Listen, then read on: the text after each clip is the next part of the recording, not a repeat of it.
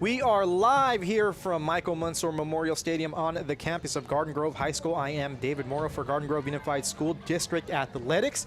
This is High School Football Friday, but on a Thursday.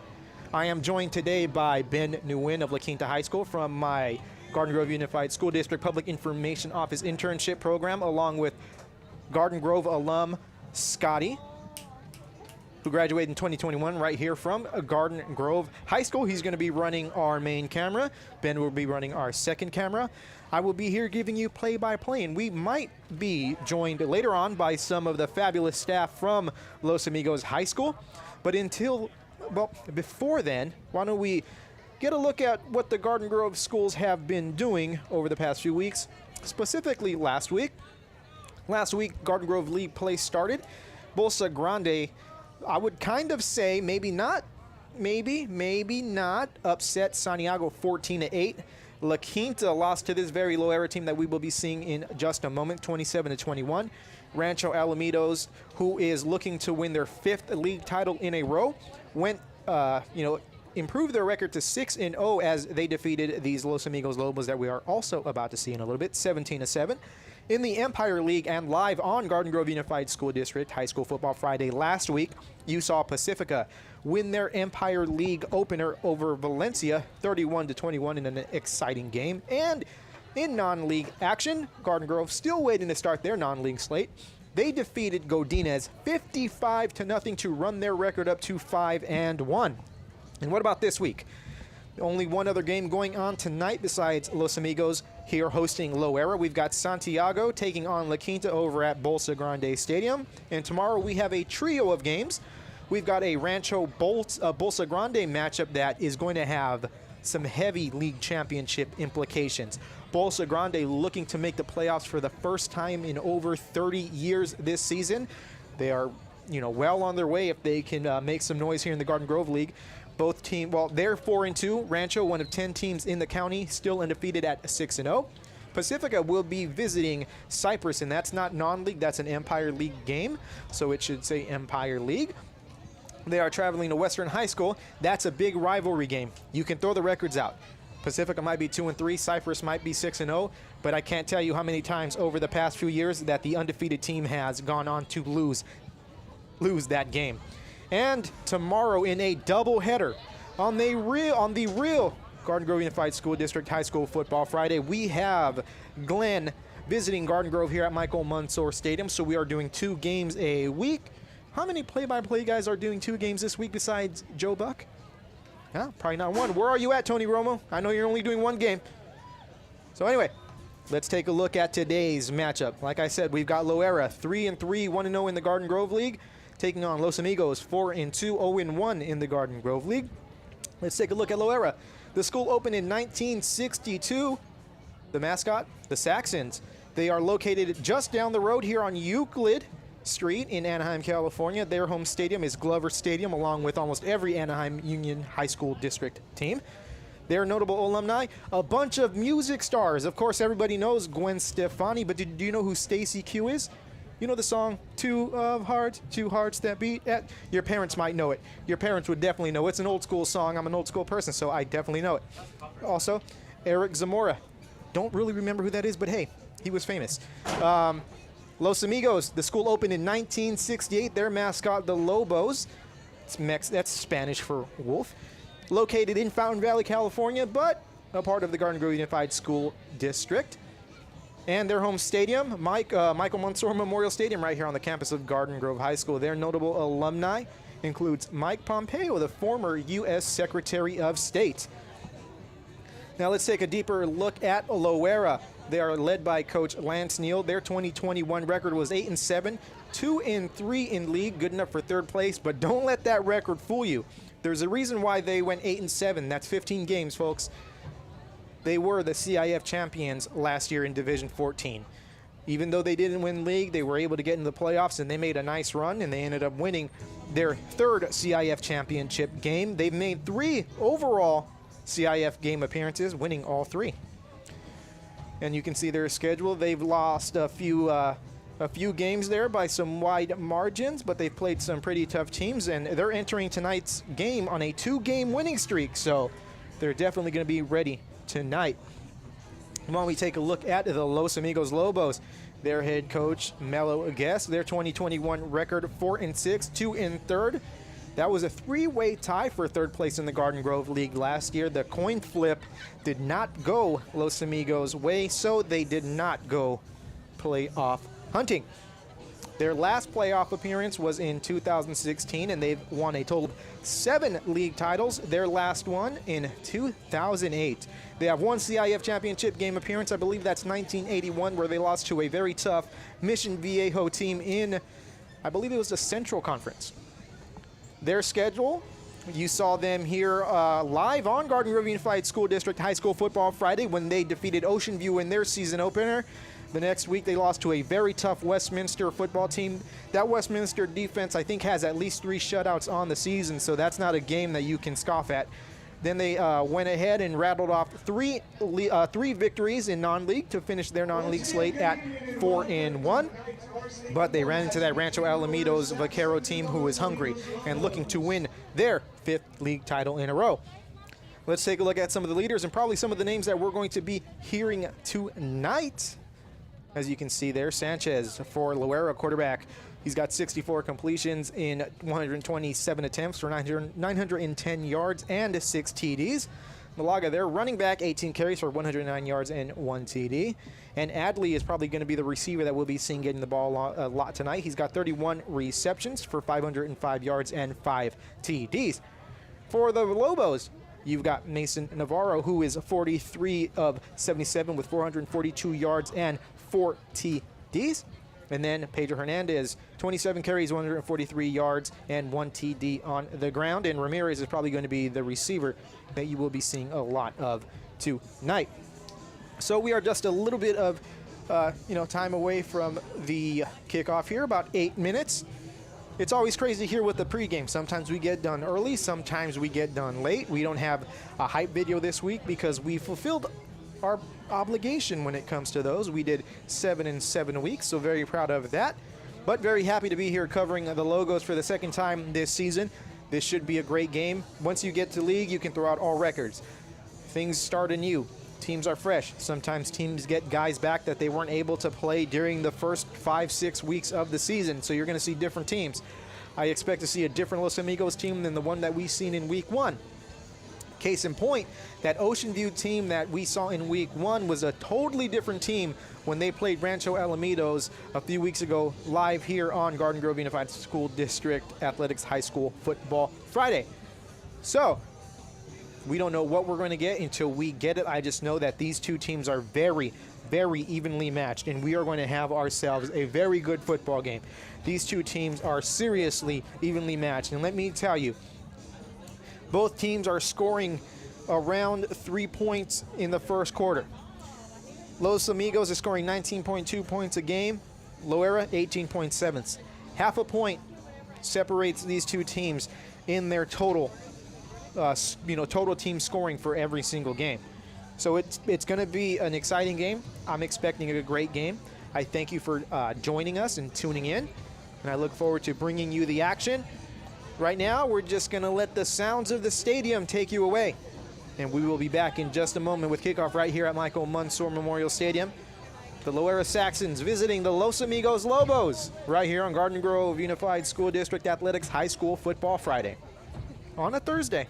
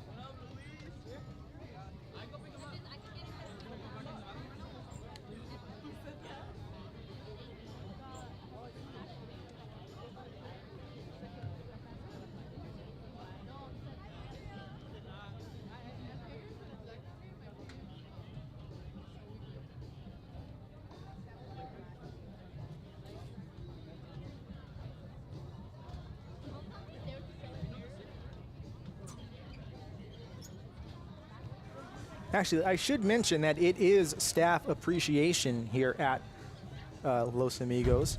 So thank you to all the staff, all the teachers, all of the support staff, the custodians, all of the teachers' aides, everyone in the office for making our schools run and making our students feel supported in any way and in every way that you do. You are appreciated. You are appreciated in this booth, and I'm sure you are appreciated around the Los Amigos campus and inside of those classrooms at Los Amigos. Just definitely had to drop that. So we will be back, like I said. Enjoy the stadium sounds.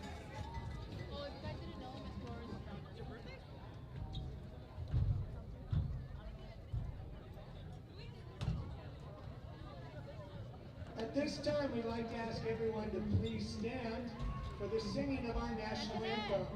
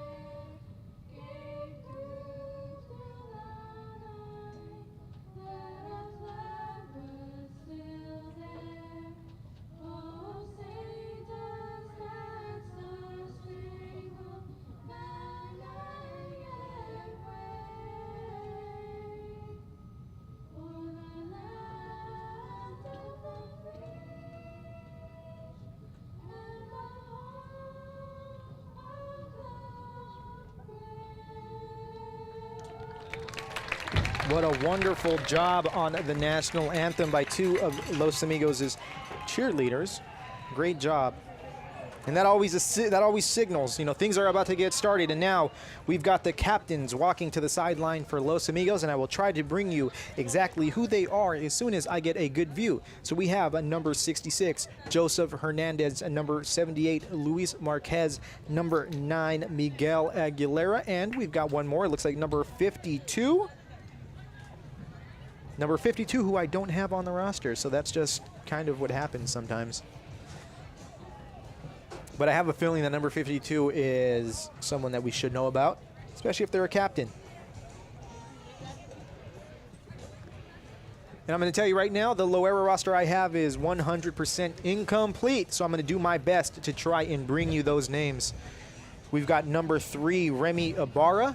Number 7, Dre Sanchez. Number 21, Alexander Salas.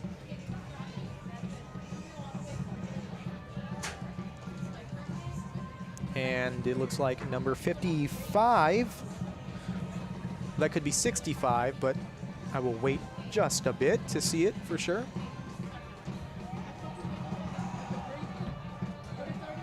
And it looks like 55, who I don't have here. So sometimes that happens.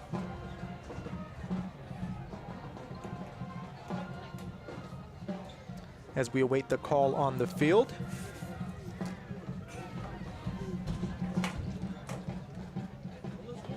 Looks like the coin was flipped, unless the referee just dropped something. Actually, the coin was flipped. Loera has won the toss, and they have elected to receive, and Los Amigos will be defending the west end zone. So here we go. We are getting ready for kickoff at Michael Mansour Memorial Stadium. I'm excited. I hope you are too. We're about a minute away. I can get a little bit rambunctious. So if you have headphones on, I suggest you lower the volume just a little bit.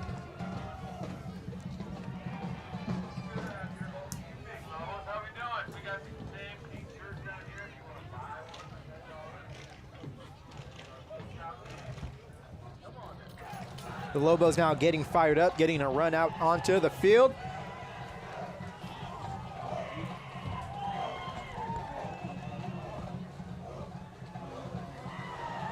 And here come the Lobos, sporting that familiar LA flag. And on the other side, Loera runs onto the field as well. So here we go. Lobos will be starting out on defense. Saxons will be receiving the ball. So let's see what we have here on this first drive. First drive always sets the tone.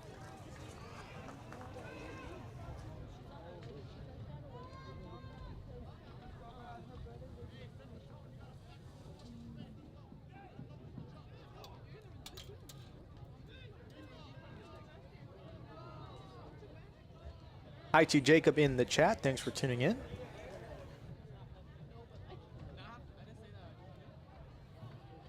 Feel free to share out the link to everybody who you know, even if they're here at the game, if they're at home, if they're at work. bit.ly/Los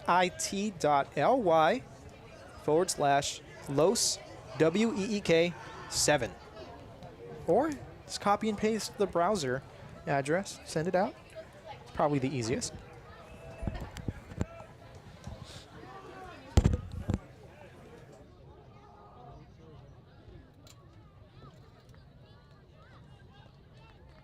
Like I said, we're trying to do our best with Loera here. Back deep to receive, Remy Ibarra. And it looks like...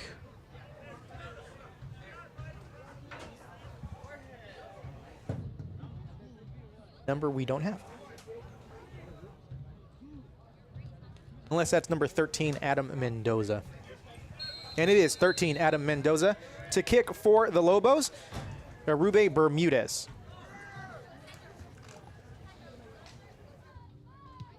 The kick is up. Nice kick, fielded at about the 2-yard line. Taken to the left side at the 15, at the 20, at the 50, at the 25. Adam Mendoza on the return. First and 10, Saxons.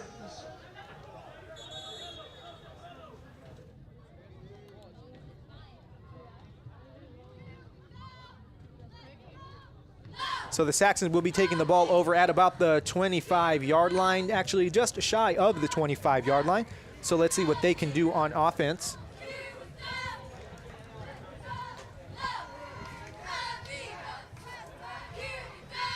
Mendoza with the return, first and 10, Loera.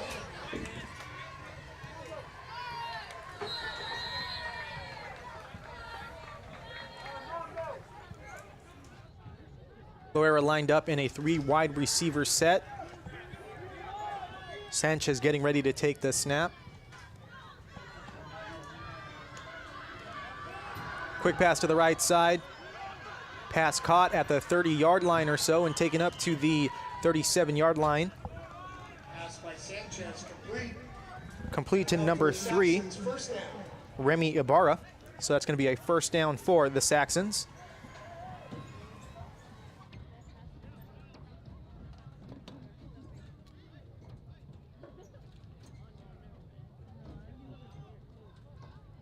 Saxons now getting ready for their second play of the drive here on second down.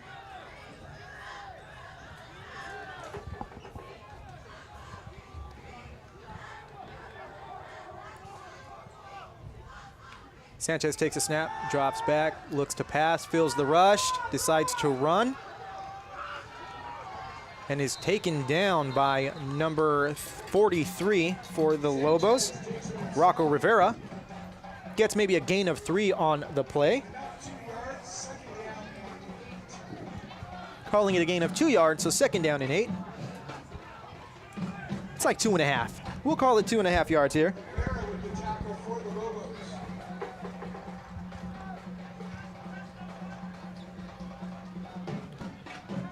So Lobo defense on good coverage for that play. Sanchez had no choice but to keep that ball and trying to gain some yardage.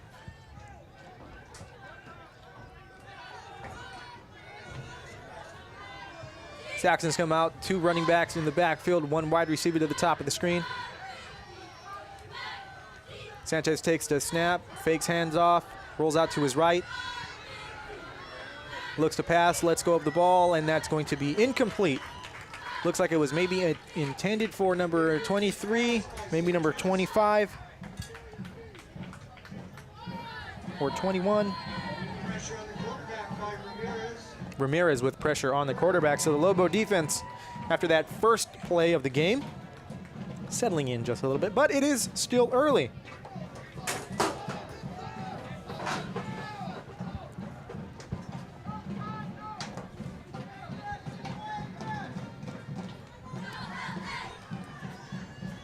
Loera breaks the huddle on this third down play. 3 wide receivers for Sanchez.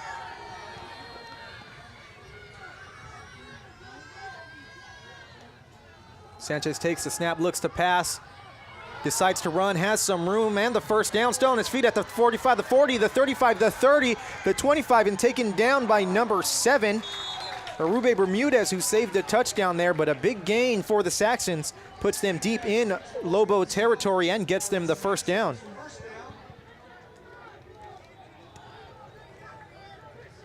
A gain of over 30 yards on that play.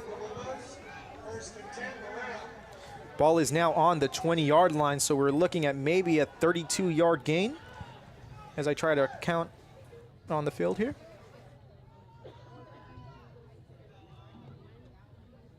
Yeah, more like 42 yards. 42-yard gain for the Saxons, and now they're in business. Almost in the red zone here early in the first half. I formation with 2 wide receivers for the Saxons.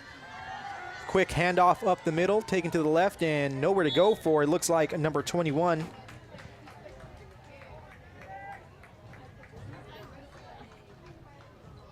As the number 21 on the carry, Alexander Sellis.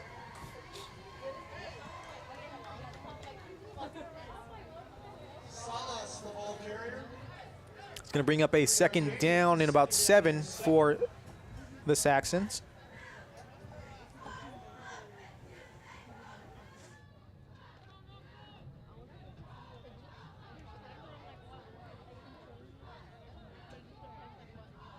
Saxons again in I formation with 2 wide receivers spread out. Sanchez takes a snap, quick pitch number 13, ball on the ground, and no one's going after it, but recovered by number 13, Adam Mendoza. He kind of looked like a deer in the headlights once that ball hit the ground, but that was a 100% live football. Recovered by the Saxons. Saxons lucky to get that ball back, but that's going to result in a loss of about 7 yards.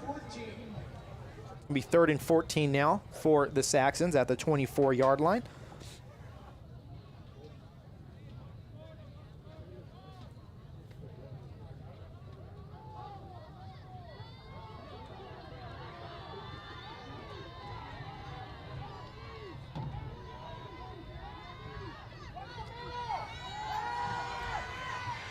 Big time sack by the Lobos. That's going to be number 43, Rocco Rivera, with another big tackle.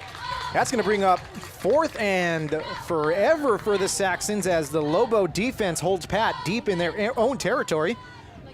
So beautiful play by the Lobo defense, and it looks like the Saxons will go for it. And of course, if you don't have a punter, this makes total sense. Lobos would be pinned back deep if the Saxons cannot convert here, and even if they get a big gain, it'd probably be numerically better than a punt here. And it looks like there is going to be a timeout. The Saxons will be looking to talk it over, so here we go. 4th and 20 coming up for the Saxons. This is their first drive of the game. Nice pass play to start, gets them a first down. Nice long run, gets them deep into Lobo territory, but Lobo defense holding strong here on the last 3 plays to bring up this 4th and 20.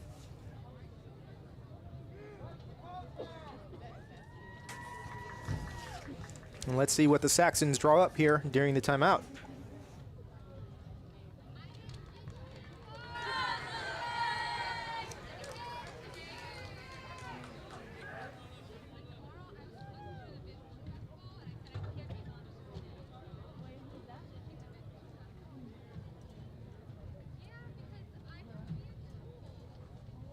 Coming into tonight's game, Loera brings a 3-3 overall record, 1-0 in the Garden Grove League. Los Amigos is 4-2, 0-1 in the Garden Grove League. And of course, in the box next to us on timer, Mr. Dennis Deere, and on PA, Mr. Obracker, both who have been in this position before, as they called a Los Amigos game last year when they faced off against Bolsa Grande in the spring 2021 season. So I've got a lot to live up to here as I broadcast this Lobo football game. So Saxons going for it. They've got an empty backfield, 4 wide receivers. Sanchez backs to pass, rolls to his left, and gets taken down. Still on his feet. Scrambling on his feet still. Still on his feet. So a beautiful scramble there by Sanchez, but he's going to be well short of the first down. So the Lobos will be taking over the ball. So like I said, really makes no sense to punt here. That's probably about where they would have, got the punt down to probably even better position. They probably would have punted the ball. It would have been a touchback, and the Lobos would have had it at the 20, but instead they're taking this ball over, it looks like, at about the 16, 17-yard line here.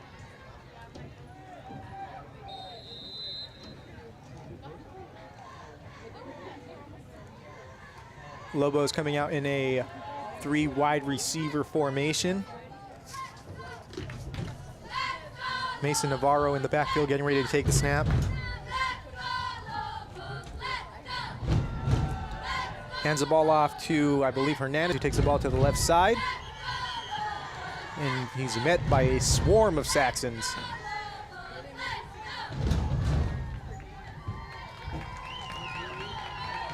And that was indeed Pedro Hernandez on the run.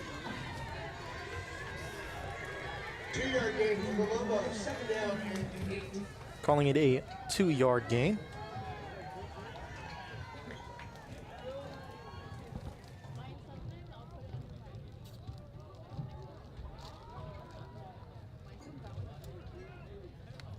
Lobos with 4 wide receivers, 2 on either side.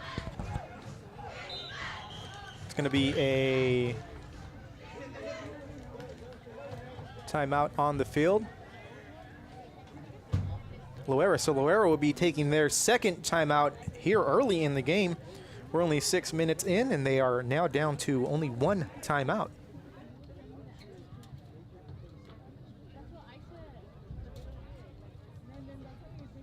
Six minutes and 11 seconds to go here in the first quarter. Still an early ball game, 0-0 score.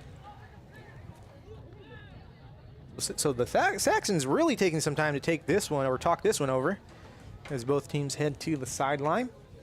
Of course, the Saxons, the Division 14 CIF champions from last year. They made a nice run in the playoffs.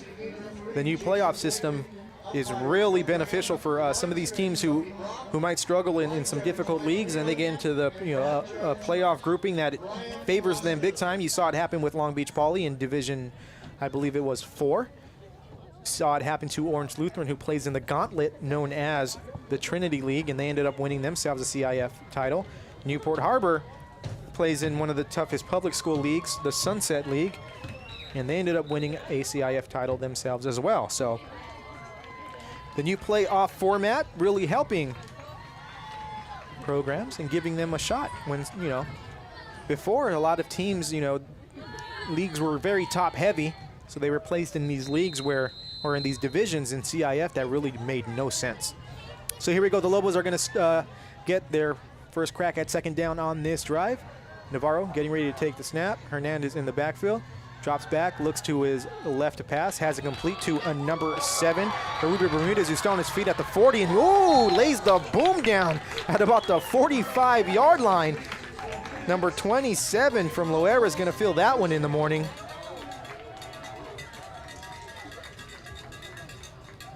Let me see if we can pull up that replay really quick.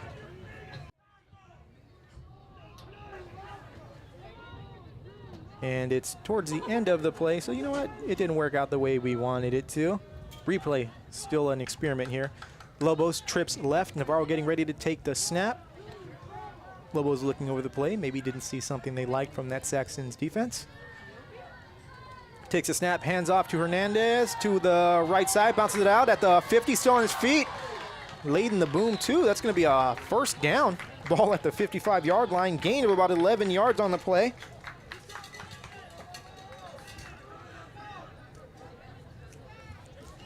Hernandez, the ball carrier, picks up a Lobos 1st down.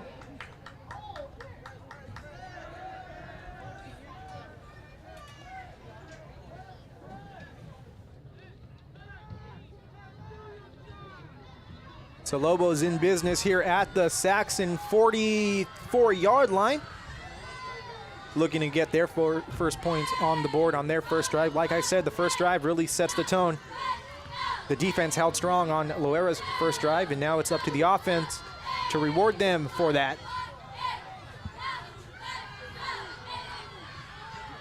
3 wide receivers for the Lobos. Hand off to Hernandez. Nope, keeper by Navarro. And he's going to get a gain of 9 or 10 yards on the play. They're going to give him 9 yards. It's going to bring up 2nd and 9, or 2nd and 1, I'm sorry, 2nd and 1 on that 9-yard gain.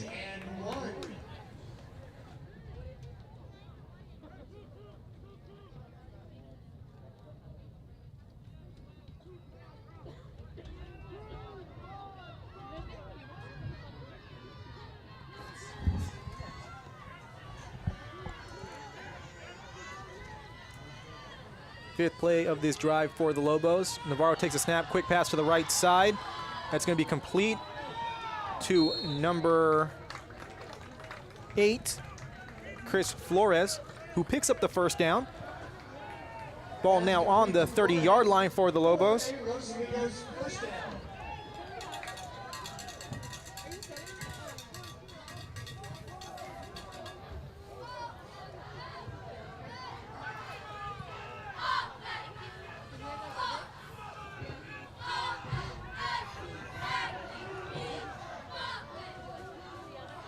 Lobos changing up the play at the line of scrimmage here. 3 wide receivers. Navarro takes a snap, hands off to Hernandez to the left side. Tries to bounce it out, still on his feet, before he's brought down by number 3, Remy Ibarra, and number 44, who we don't have here for the Saxons. I want to take this time out to give a shout out to OC Varsity reporter Dan Albano. Dan, we thank you for covering this Garden Grove Unified School District Athletics High School Football Friday night game on a Thursday. Out here to catch some Garden Grove League football between Los Amigos and Loera. We appreciate you. Navarro takes a snap, hands off to Hernandez again to the left side, still on his feet. Driving and getting a few yards on the play, maybe 4 yards.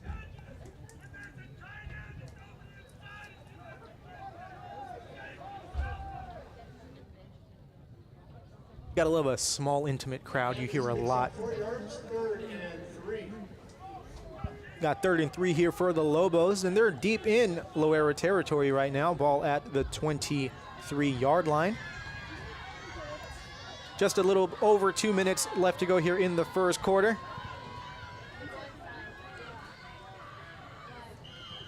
We're gonna have flags on the play.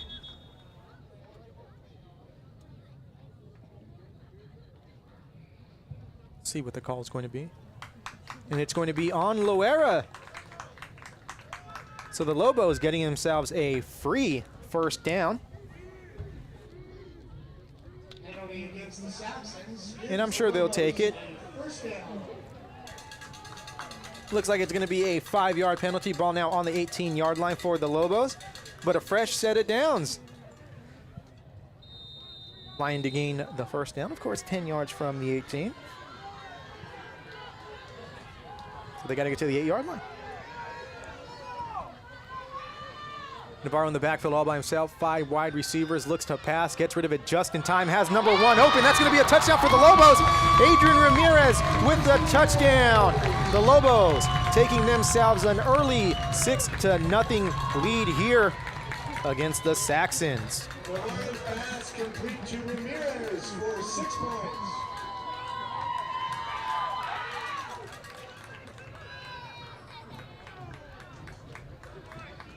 So the Lobos breaking into the end zone and taking themselves an early lead here.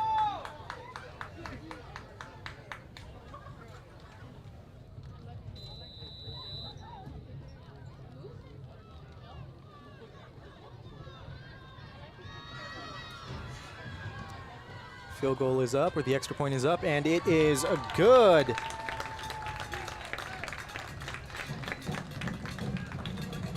So the Lobos taking a 7-0 lead here in the first quarter. 2 minutes left to go.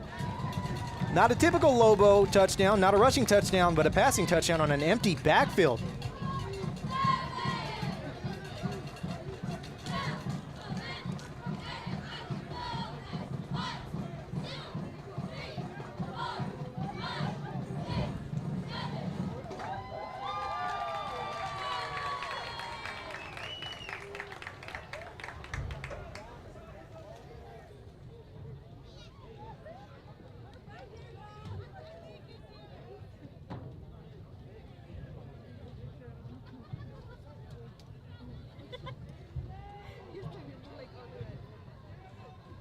So Lobos getting ready to kick the ball off here.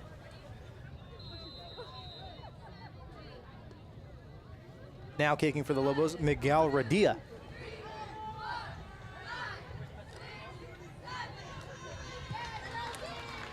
Radia with an equally nice leg. Ball fielded at the 15-yard line, taken up to the 20. And not an inch past the 20 as the Saxons will take that ball over at about the 19-yard line. Ibarra with the return. Ibarra on the return. Saxons.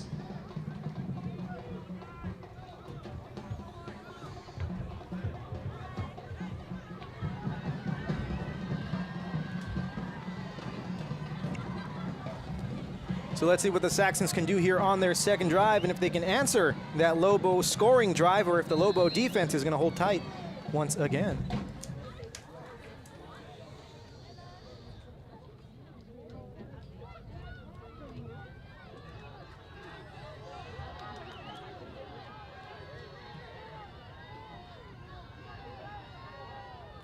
Saxons with 2 wide receivers and 2 running backs in the backfield. Sanchez takes a snap, hands the ball off to the right side to number 15, who's still on his feet and gets about 6 yards on the play.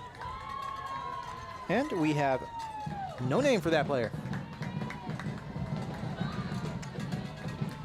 But nevertheless, that's going to bring up a second down. Calling it a second down and 3. From here, it looks like second down and 6.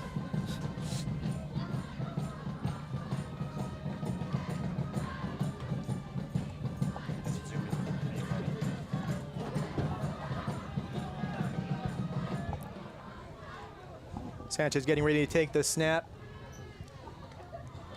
Hands the ball off to the left side, but nothing doing on that one as number 42, Eric Ramirez, was in the backfield and sniffed that one out almost immediately for a tackle for loss on the play. Loss of 3 yards, second down and third down and 6. Calling it a loss of 3 yards, so it's now 3rd down and 6 as the clock is continuing to wind down. Under 45 seconds left to go here in the first quarter.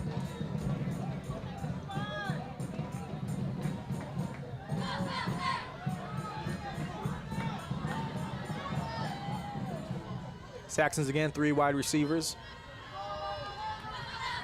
Sanchez takes the snap, rolls out to his right, looks to pass, gets rid of it. That's going to be caught for a first down and some. Ball now at the Saxon 37-yard line.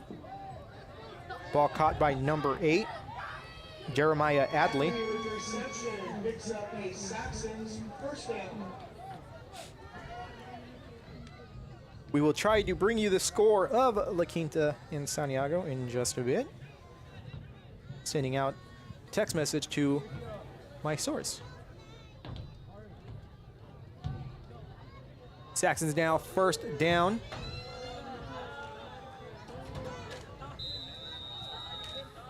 And that's going to be the end of the first quarter here at Michael Mansour Stadium. The Lobos holding on to a 7-0 lead here early on in the game. Plenty of ball game left here on Garden Grove Unified School District High School Football Friday on a Thursday.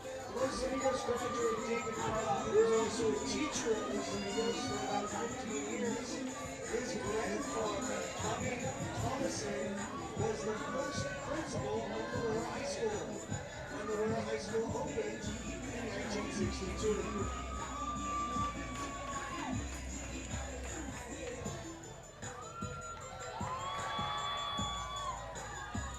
You get much more than football here on Garden Grove Unified School District Athletics High School Football Friday, as we have the Lobo dance team cutting a rug,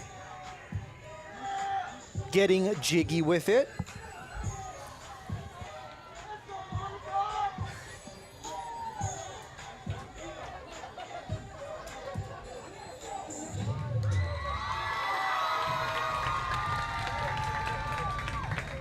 So here we go, Saxons getting ready to start the quarter. They've got a first down at their own 42-yard line. Sanchez takes the snap, fakes the handoff, looks to pass, and getting taken down. Another sack by the Lobos. Looks like number 43, Rocco Rivera, who we've heard a few times tonight already.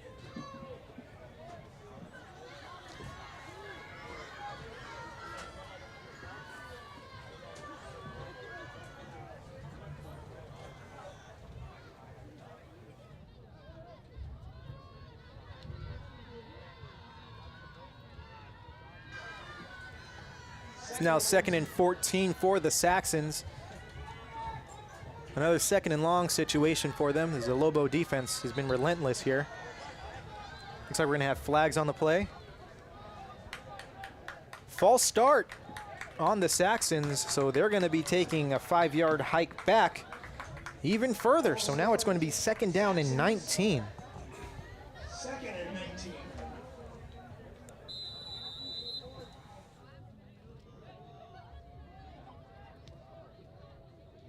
So this Lobo defense, even though they give up a few plays here and there, so far really holding down the fort, not letting the Saxons cause too much damage off of these big plays. 3 wide receivers for the Saxons. Sanchez getting ready to take the snap. Rolls out to his left.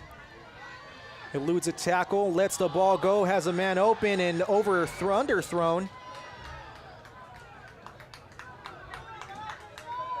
Incomplete pass, and looked like maybe number 8 was the intended receiver, Jeremiah Adley.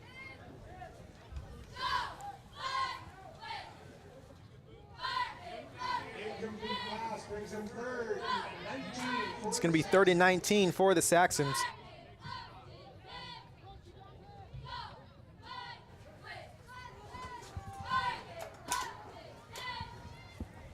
So we are now joined in the booth in one of my favorite segments all the time here on Garden Grove Unified School District High School Football Friday, this time on a Thursday. We are joined by Los Amigos principal, Dr. Amy Avina. Dr. Avina, can you hear me? I sure can. Okay, How are you, Mr. Moore? I'm doing fine. Thank you for joining us here. You got to love what you're seeing so far from the Lobos. You know what? I love it. It's not only fantastic to be up on the board, but it's such a great display of support for our team that our whole staff came out tonight to pair up with our players.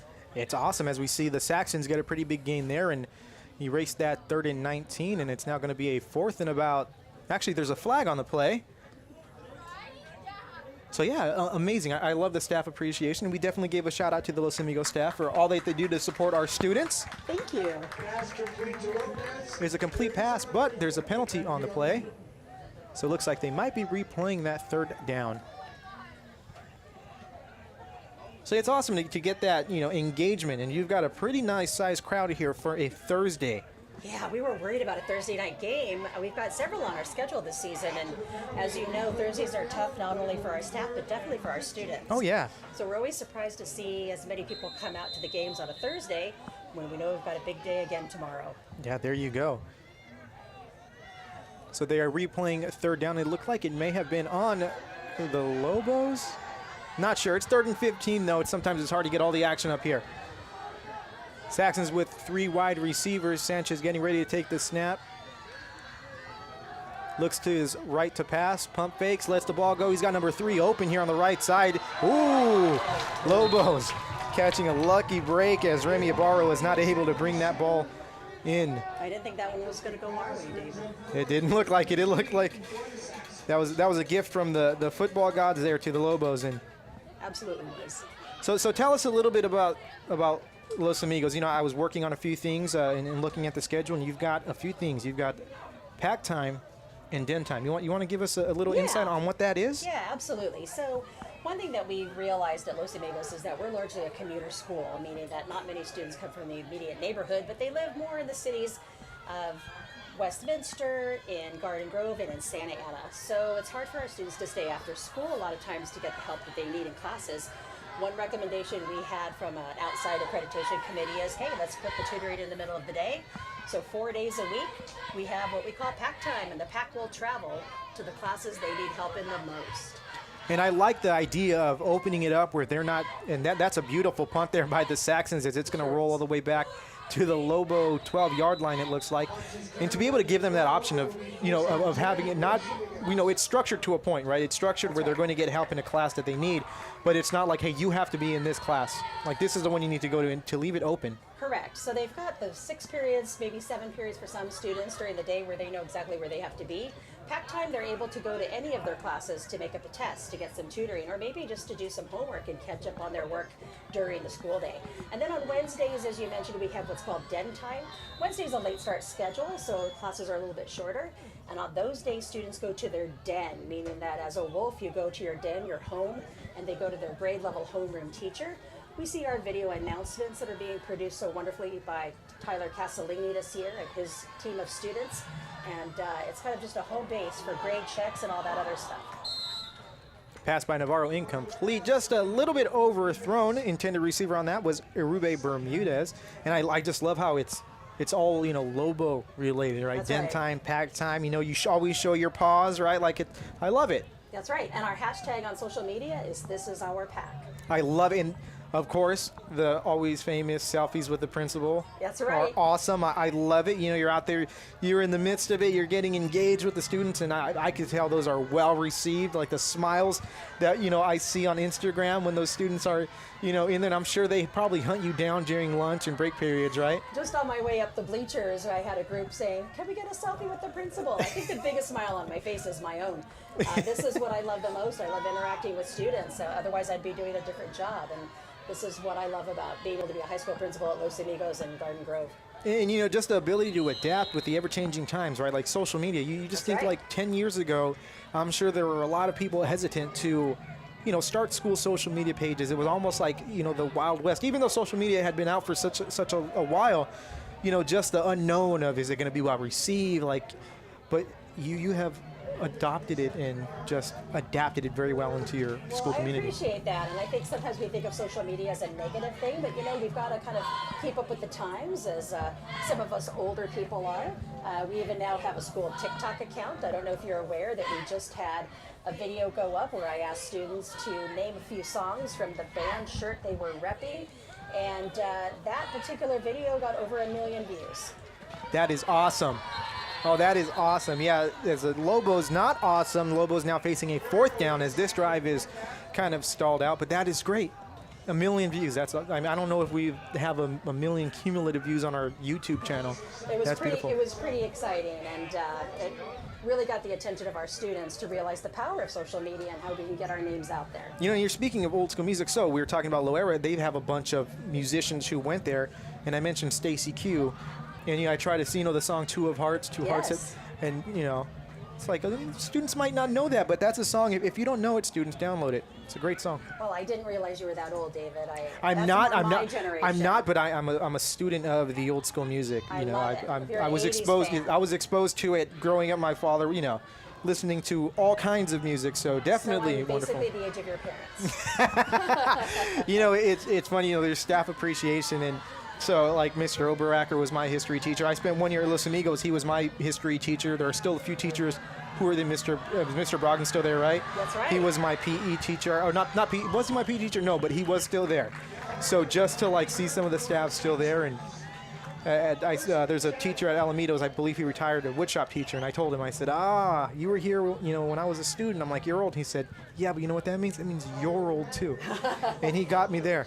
It's the circle of life. Oh yeah, he threw the Uno reverse card on me, and he got me. I love it. I don't know if you know, Loera High School is also the home of the members of the band No Doubt. Yes, that was definitely on there. That was the first name, Gwen Stefani. And Loera is actually in business right away here on their 3rd drive of the game as they have the ball at the Lobo 28-yard line.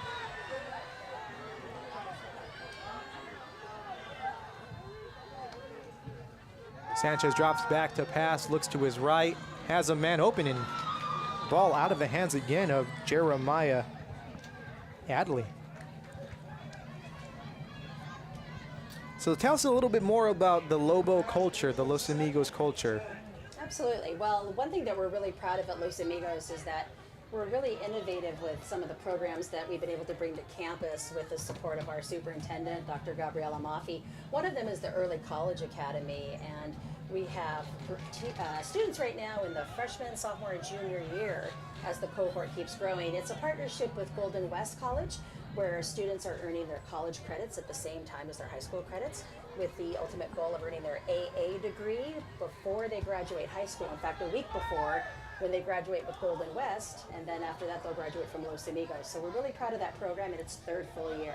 You know, I don't think students really understand the benefit of that, how much, you know, they're saving, not just money-wise, but time-wise, to have that head start and to potentially have, you know, a bachelor's degree by the time you turn 20. Like, it's, you know, it's unheard of, but yeah, it's awesome. I think more than anything else, for our students who may or may not be thinking about a 4-year college education, right away as freshmen, they've already got a college transcript. So they are college students already. It's just a matter of finishing up their AA degree and going on for their bachelor's and maybe even grad school. And, you know, it gives them that confidence, because I think a lot of times students might think like, oh, I don't know if I can do college. I don't know if I'm ready for it.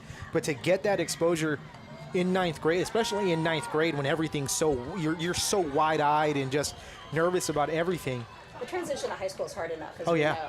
And so now they're taking college classes. But the nice thing is that while they're at Los, they've got the support of the Garden Grove Unified School District teacher alongside them. And many of them, especially freshman year, are also in the AVID program, getting extra academic support. We want to make sure they succeed in their college classes. So the Saxons now facing a third and about 4 yards here from the 22-yard line. Yeah, the early college academies are really such a benefit, you know, to our students, and maybe a lot to students who might not otherwise have that opportunity to go to college, right? The segment of student, like the demographics, you know, of Los Amigos, they might not, right? But to get them that exposure and just to build that confidence, and it's awesome, and it's going to start a change in, you know, the culture. It does, and I think for the parents and families, it's a financial boost because we are getting free credits, free textbooks, free tutoring and support. All the services that Golden West College students have are afforded to the Los Amigos students in the program as well. Huge cost savings if you're only talking about finishing a bachelor's degree after high school. So we have a penalty on the play. It's going to be a holding on the Saxons, so that's going to drive them back. And that's going to drive them very far back, as now they have the ball at the Lobo 39-yard line, facing, now it looks like probably a 3rd and 19. So going from 3rd and 4 to 3rd and 19. So these two teams last year ended up finishing in a 3-way tie for 3rd place. So this game is pretty big, I'm sure, for the Lobos. They want to win this one and leave no doubt and no ties this year. Yeah, we definitely don't like a tie, but it's better than a loss. Sanchez takes a shot to the end zone, and ooh, just out of the reach of, looks like Jeremiah Adley one more time. So that's going to bring up a 4th and 20 with 4th and 21 here for the Saxons, as this Lobo crowd is ignited right now. And of course, we got the pink out for Breast Cancer Awareness Month. Yes, every year, every season, we choose one game in October to honor people who have passed away from breast cancer, or who are struggling with it, or who have family members who have been dealing with breast cancer in their families. And so this is a great way to show support for this cause. We have staff members and families of students struggling with the disease, and so it's a good way to show our support to a national and international cause. That's awesome. So the Saxons will be punting this ball away.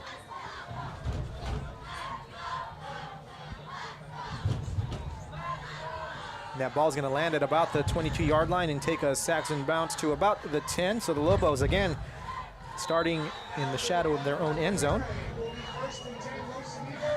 Well, David, as we're heading down into the last 7 minutes of the first half, before I let you go tonight, I do need to take a selfie with you. Of course. For our Instagram and TikTok. And thank you so much for featuring Los Amigos tonight as the game of the week. Of course. Thanks also to Dave Mameli for setting this up. Yes, Dave Mameli is awesome. He's been doing such a great job. We were talking to Dan Albano of the Orange County Register, and he was talking about he's noticing everything that we're doing as a district for athletics too, and so that it's awesome that it's being seen. And I think a lot of our athletes, they don't get the shine that they deserve, and it's very well deserved. I might not be calling the biggest game in the country tomorrow, the modern day Bosco game, but we're still calling a great game here with Grove and Glen, and we're here with Los Amigos and Loera tonight. And it's great to have students here working with you. Yes. And, nice to have our families at home who can't make it to the game necessarily be able to catch up through the advent of modern technology. Oh, So definitely, man. thank you so If they want to watch it next week, the week after, we always welcome them to. They want to watch it a year from now, look back, and It'll definitely. still be there. There you for go. Posterity. Thank you so much, Dave. It's been a pleasure to talk to you. Of course, thank you, Dr. Avina. You have a great Appreciate game. it. Thank you, you too. Thank you.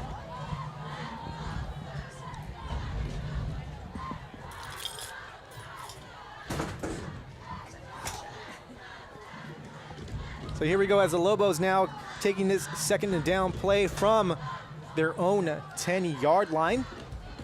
It was great talking to Dr. Avina. I always enjoy having conversations with her. She is such a delightful person,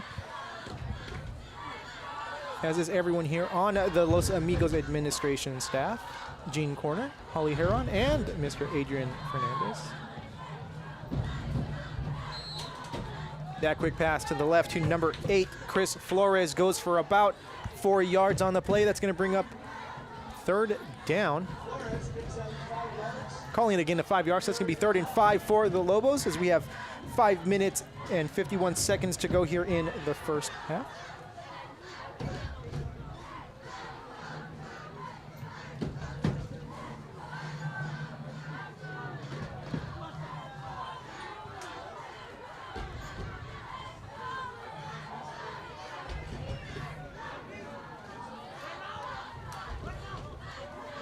Navarro getting ready to take the snap, looks to pass, has a man open, number 7. Pass complete, gets to the 20 and gets enough yardage for the first down. Bermuda is picking up the first down for the Lobos.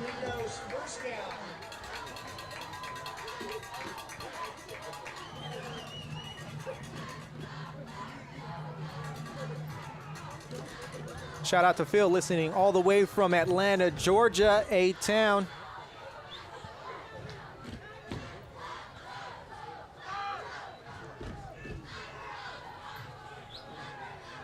Lobos now getting out of the shadow of their end zone. Ball now at about the 32 or the 26-yard line, 27-yard line or so. Navarro takes a snap, hands the ball off to Hernandez, who takes the ball, gets some yardage, enough for the first down, gain of about 11 yards on the play. Ball now at the 38-yard line. So the Lobos looking to put something together here before the end of the first half. They will be getting the ball after halftime, so that if they can get a score on the board here, then they're looking pretty. And they're going to be taking some momentum into halftime. 4 minutes and 36 seconds left to go here. The Saxons with almost more cheerleaders than football team on that sideline. Lobo crowd getting into it now. Trying to energize this team to get into the end zone. Navarro takes the ball himself. Gets maybe a gain of about 4 yards. That's a hard guy to take down, as they couldn't even get him to the ground. About 4 Saxons were on his back, and he didn't even get taken down to a knee.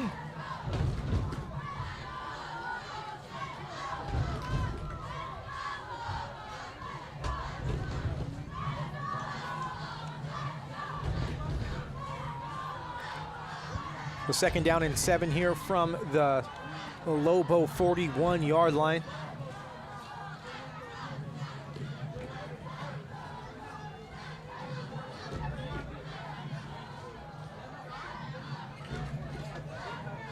Navarro takes the snap, looks to pass, has Bermudez, incomplete. Actually, that wasn't Bermudez. That pass was intended for Adrian Ramirez.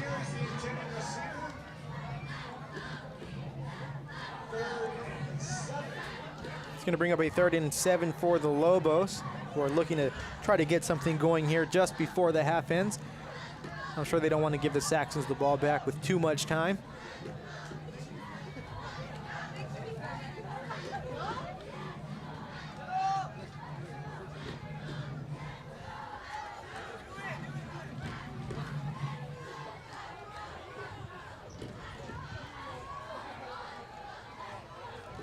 Lobos with 3 wide receivers. Hernandez in the backfield there with Navarro. We're going to have a flag on the play. Looks like it's going to be delay of game on the Lobos. Penalty against the Lobos. Moves the ball back 5, 3rd and 12. It's going to bring up a 3rd and 12, so not the direction the Logos hope to be going. Let's see if they can pick up that and more and get themselves a 1st down to extend this drive.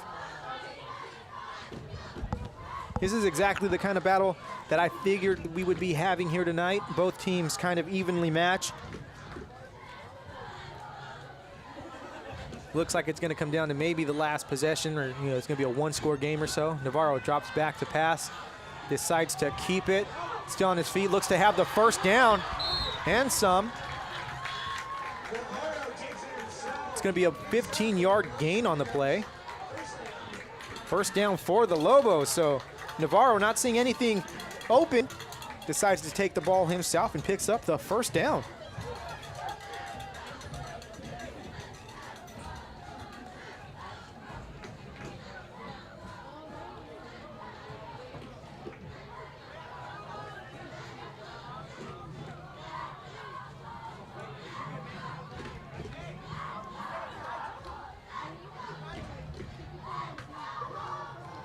Navarro getting ready to take the snap. He's got 4 wide receivers.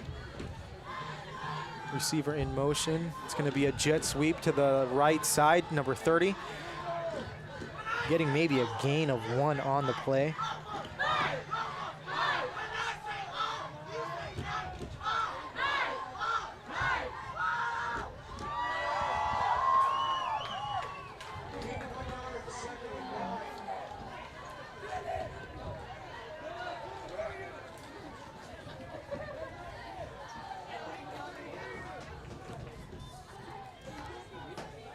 So Lobos still driving here now on the right side of the 50. Forgot to mention that earlier. Ball on the Saxon 46-yard line. 2 minutes and 30 seconds to go here in the 1st half. We're going to have a timeout on the field. Saxons taking their last timeout of the half.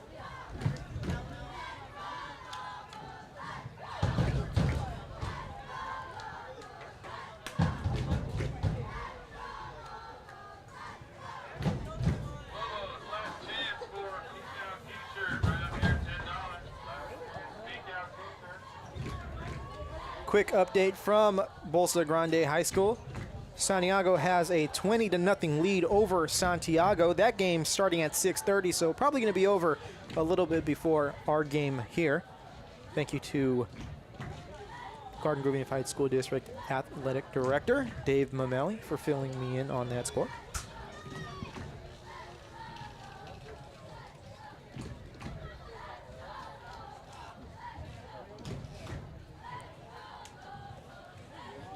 Both teams taking a little bit of time to talk things over. Lobos would really like to get themselves a few more points right before halftime. Maybe extend this lead, hold the Saxons, and then get the ball back at the start of the 3rd quarter, and then put together another nice drive to go up maybe 3 scores. With the way their defense is playing, that just might be enough to win this ball game tonight. But it's early.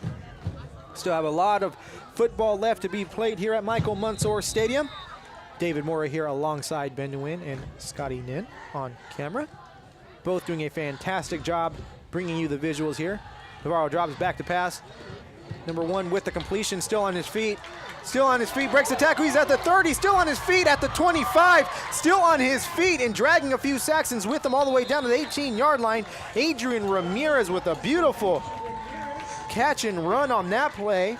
Lobos now really in business as they're inside the red zone with about 2 minutes left to go here in the 1st half. So Lobos looking to put together another scoring drive, and the clock is still running. So they're going to leave the Saxons with no time on the ball on the clock here if they can get the ball into the end zone.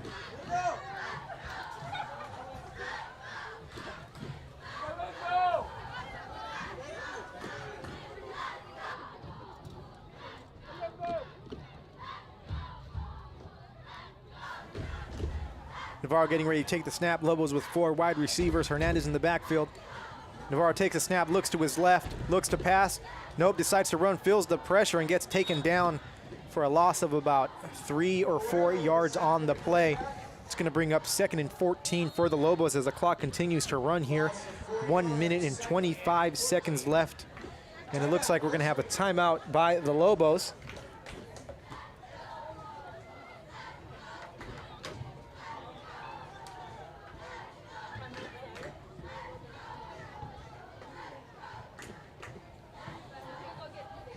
So Lobos hoping to talk it over, get a good play drawn up, and get this ball into the end zone.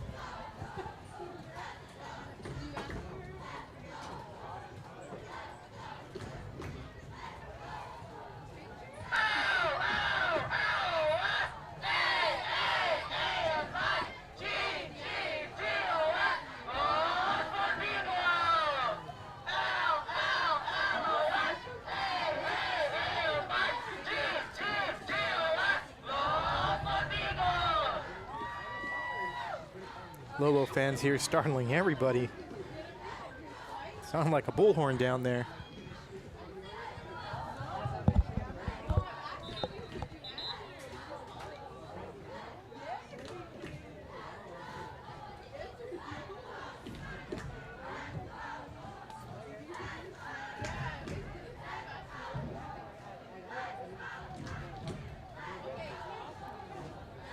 So Lobos now coming back out of the timeout, looking to make something happen here on this 2nd and 14.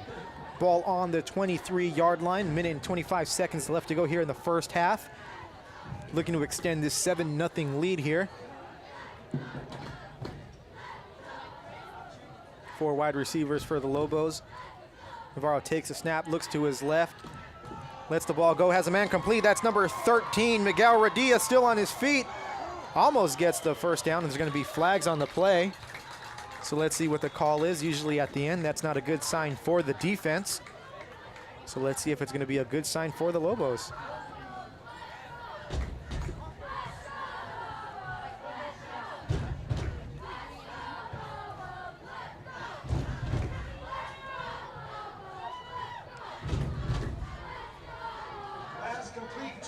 That's going to be a horse collar, it looks like, on the Saxons. So the Lobos going to get themselves some bonus yards here. And they're going to get pushed deeper into Saxon territory. The ball's going to be on the 5-yard line now. So Lobos really in business now. 5 yards separates them from pay dirt. So let's see if they can cash it in and extend this 7-0 lead here in the first half.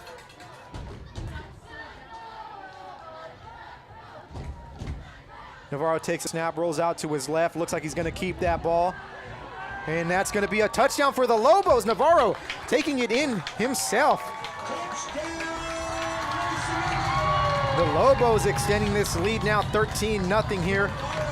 59 seconds left to go here in the first half.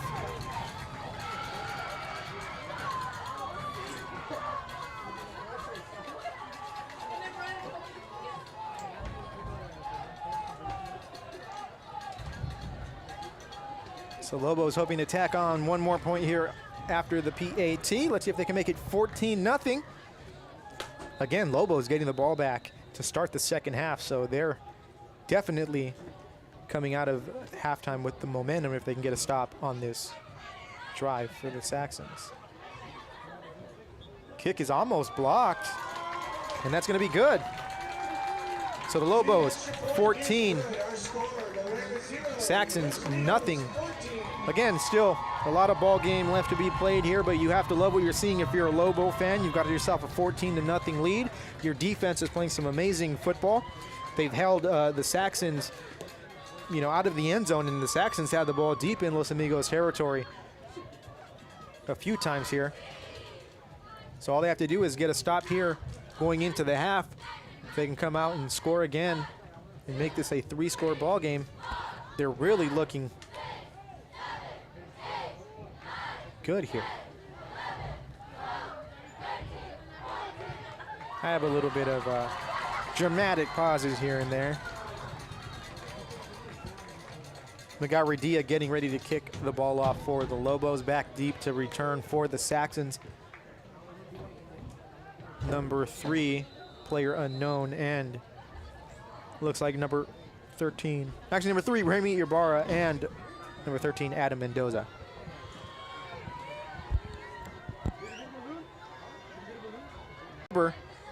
Ball fair caught, but he lost it. It's going to be Lobo. Oh, who got that ball?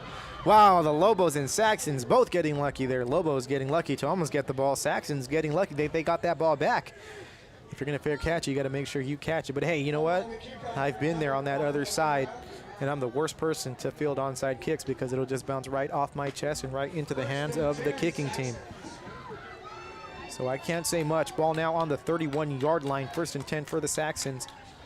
Just a tick under 1 minute left to go here in the first half.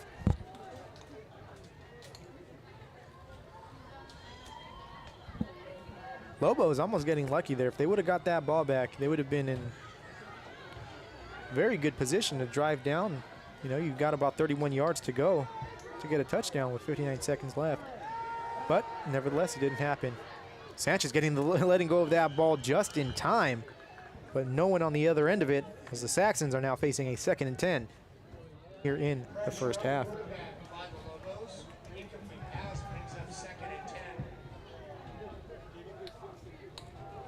Looks like lining up in the end zone, the Los Amigos band, so you're going to get some entertainment here at halftime. And you're saved. You do not have to hear me talk on and on and on and on and on.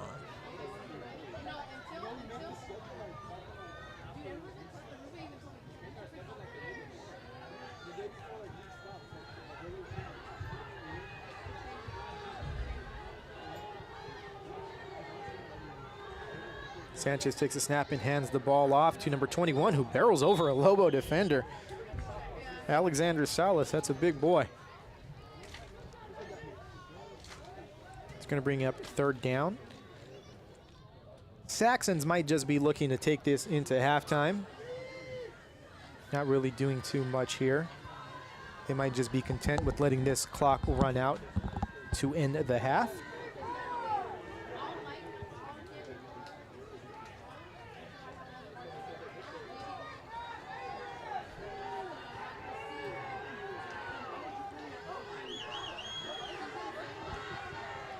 Sanchez, quick pass to the right side. That's complete to number 8, Jeremiah Adley, who gets taken down, and that's going to take us into halftime here at Michael Mansour Stadium. Lobos 14, and wait a minute. So we're not going to go into halftime here.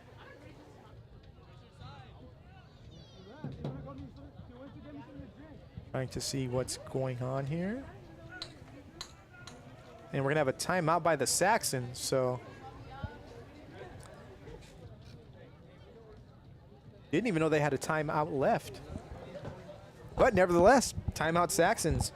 4 seconds left to go here in the first half, so maybe a trick play being drawn up here by Coach Neal. Maybe trying to go deep, although that's, you know. And they're asking for time to be put on the clock, so it's going to be 6 seconds left to go here. I don't know if you can throw the ball 60, 70 yards here if you're the Saxons, but maybe you try a little bit of trickery here. Really looked like they were just going to be content to let that clock run out and head into halftime.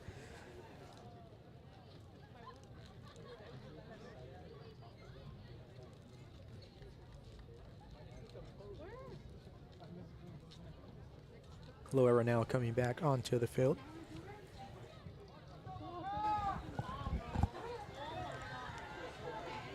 Stay tuned for the second half where we dive into Garden Grove League football history a little bit and the geography of it all.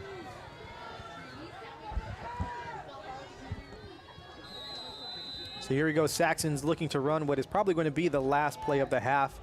They've got an empty backfield, 4 wide receivers. Sanchez rolls out to his right, just chucks the ball downfield, and that's going to fall to no one. And it looks like if they, and that's going to be halftime here at Michael Mansour Memorial Stadium. This is Garden Grove Unified School District High School Football Friday on a Thursday. The Los Amigos Lobos 14, the Loera Saxons nothing in this Garden Grove League matchup. We will now take a break for halftime, but we will leave you with the sounds of the Lobo Marching Band, and we will catch you in just a bit. I am David Mora for Ben Nguyen and Scotty Nin. We thank you for tuning in.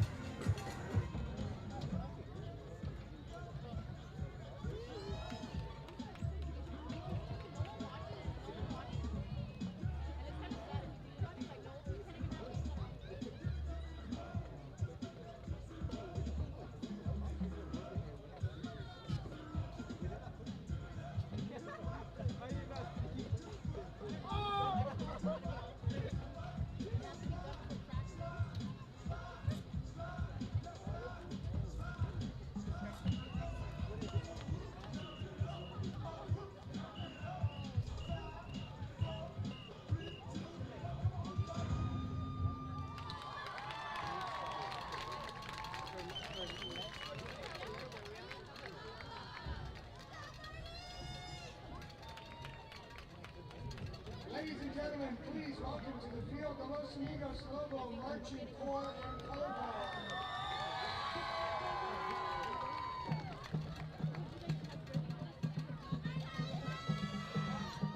The band is under the direction of Frank Garcia. This year's show is Reinvention. Songs tonight include Inception with soloist Jonathan Amigos, Sprockets and Ears with soloist Oscar Luis, and The Machine.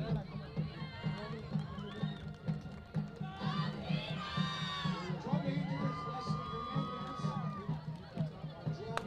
Drum captain is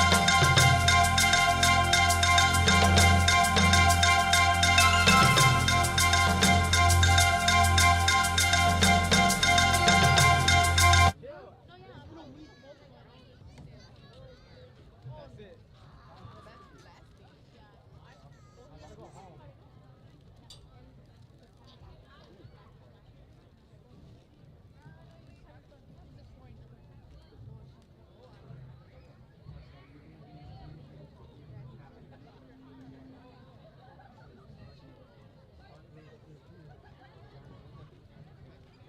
Drum major, is the band ready?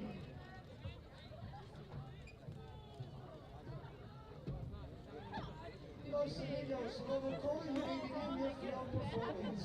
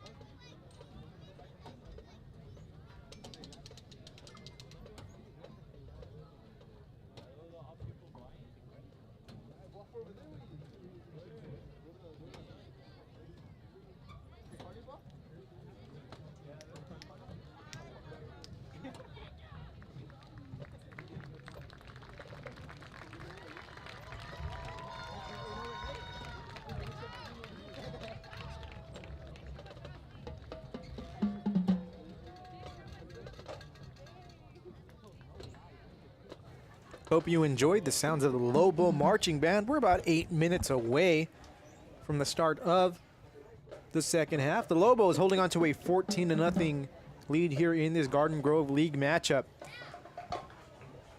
Last year, Loera, Los Amigos, and La Quinta finished in a three-way tie for third place in the Garden Grove League. Loera getting in on the coin flip and riding that momentum all the way to a CIF championship in Division 14. So Lobos hoping tonight to not even leave a chance for a tie and not to leave it up to the coin to decide their fate.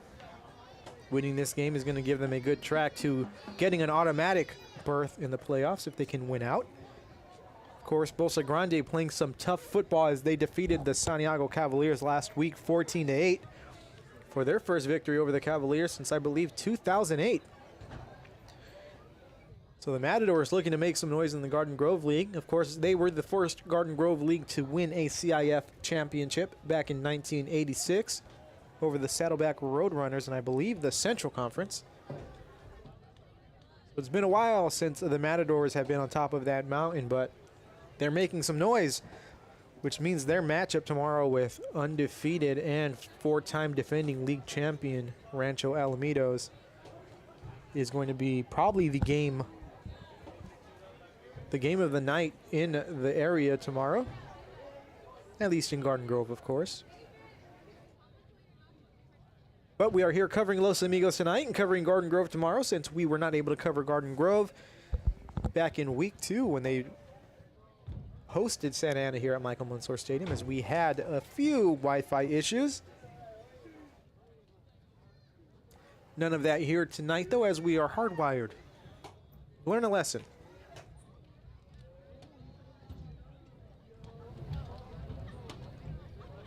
So let's talk. I was going to wait till the second half, but let's talk a little bit about the Garden Grove League. Now, the Garden Grove League was formed back in 1966, and at that time it was just nothing but Garden Grove Unified School District schools. So not necessarily just teams, just schools in Garden Grove, because of course Garden Grove Unified includes schools in Westminster. At least back in 1966, you had the one outlier with La Quinta. Then a few years later, I believe 1969, we had Los Amigos, who is located in Fountain Valley, join the league. And all the way up until 2000, I believe, 18, it was Garden Grove Unified School District schools only.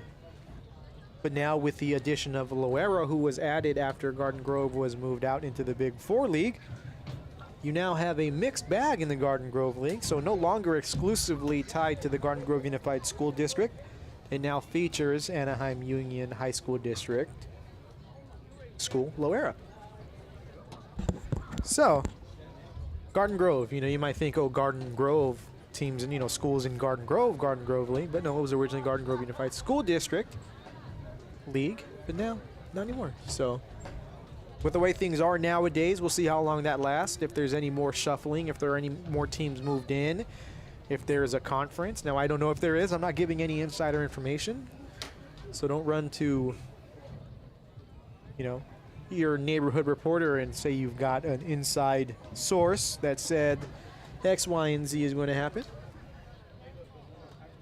But it would be actually pretty awesome to see a league consisting of Anaheim schools and Santa Ana schools and Garden Grove schools. Since most of them already play each other in the non-league schedule anyway.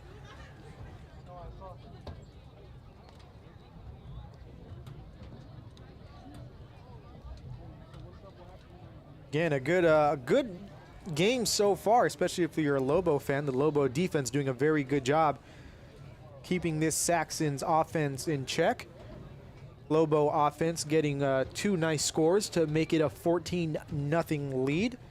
And they'll be getting the ball back to start the second half, so they could extend that lead even more, and hopefully they do. I think a 3-score lead puts them in the driver's seat to a victory here, especially with the way the defense is playing, and you might take Loera out of their comfort zone, and they might start doing things out of desperation, but who knows? I am not a coach. I am just a guy in a booth calling some football for you.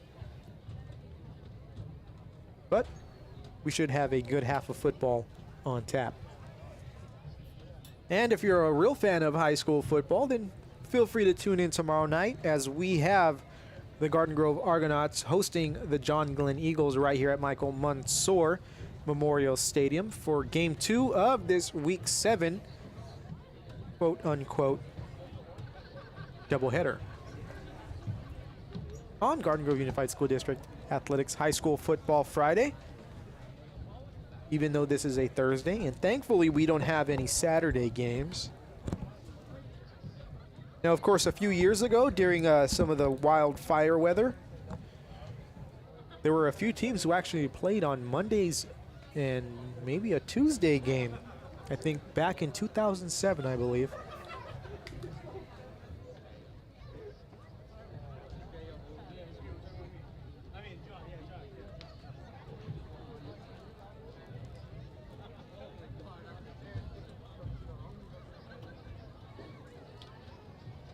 And yeah, in 2007, La Quinta and Rancho Alamitos played to a 3-0 score on Monday, October 29th. There were a few Saturday games there as well. Of course, the fires here in Southern California sometimes push things and take over things and cause a little bit of ruckus. Also on that Monday, October 29th, 2007, Santiago lost 28-12 against Garden Grove High School. So they played on Monday, which means a lot of teams had to actually push their next week's games into Saturday. So, you know, Los Amigos actually in 2007 had 2 Saturday games and a Tuesday game. Go figure. So that Tuesday game, October 30th, they beat Bolsa Grande 27-0. So, hey, it was going up on a Tuesday for the Lobos. So the clock is winding down here in the first half, but like always, and we've seen over the past few weeks, we're going to get a few minutes added on so the students and athletes can stretch out here and get warmed up before the start of the second half. And we'll be back with you in just a moment.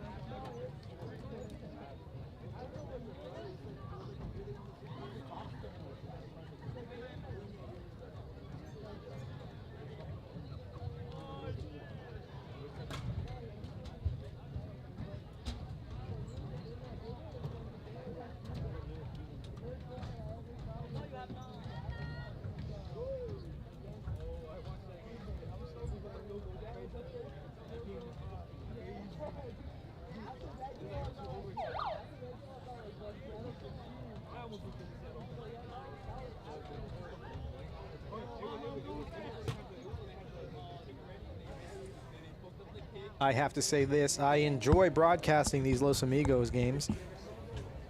The Los Amigos Week 1 matchup against Ocean View is actually our most watched live stream, so the Lobos supporters really like to tune in and check things out. So we appreciate you.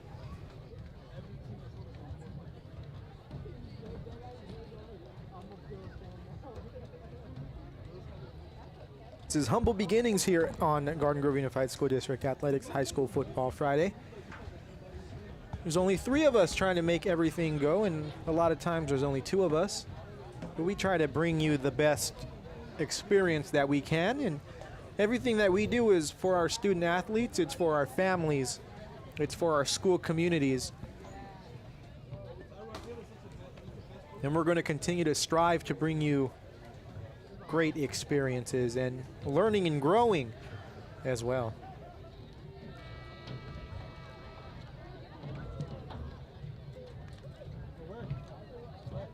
So the Lobos just getting back out onto the field, and the clock has hit 0 here at halftime. The Saxons still lively over there as they're doing some jumping jacks and calling out cadences. I can guarantee you at halftime there were adjustments made on both sides, and what we see a lot is the team that makes the most adjustments is the team that is going to win this second half. And with a 14-0 lead, it's still anyone's ball game. So hopefully the Lobos come out firing here as they get the ball here to start the second half, and they extend this lead, and their defense continues to play stellar.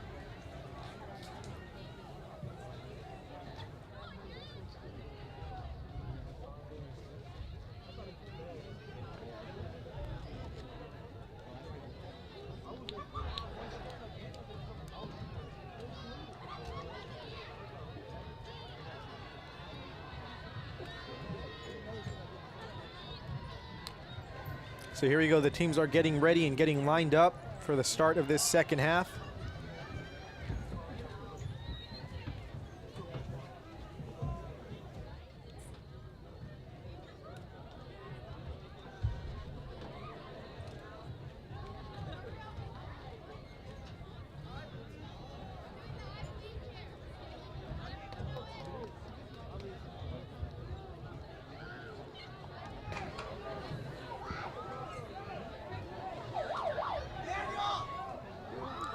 So here we go, we're getting ready to start the second half here at Michael Munson Memorial Stadium.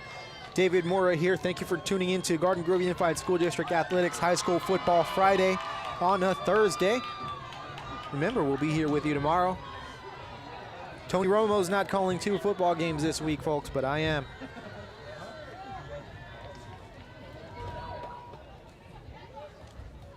Saxon's getting ready to kick the ball off. 2 Lobos back deep to return at about the 17-yard line. Kick is up, and it looks like that's going to be right out of bounds. Back deep to return for the Lobos, by the way, number 10, Jeremiah Alonzo, and number 11, Jason Marin. But that's going to be a flag on the play, as that ball had no chance of landing in play. Lobos are going to get the ball at the 35-yard line, so not a bad way to start their first drive of the second half. And let's see if they can put some points on the board.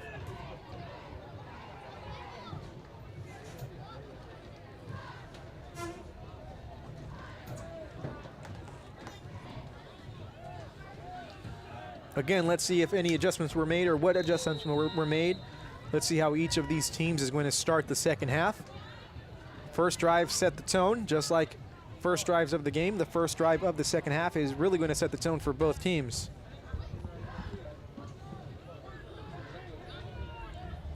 Navarro getting ready to take the snap.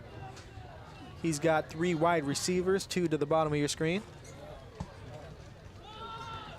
Hand off to Hernandez, who gets taken down in the backfield by 2 Saxons.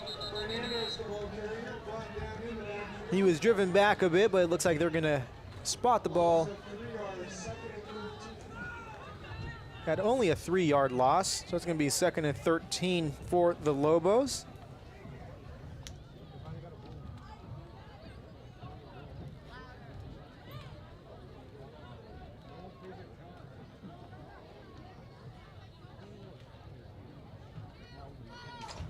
So the Saxons defense was ready for that one.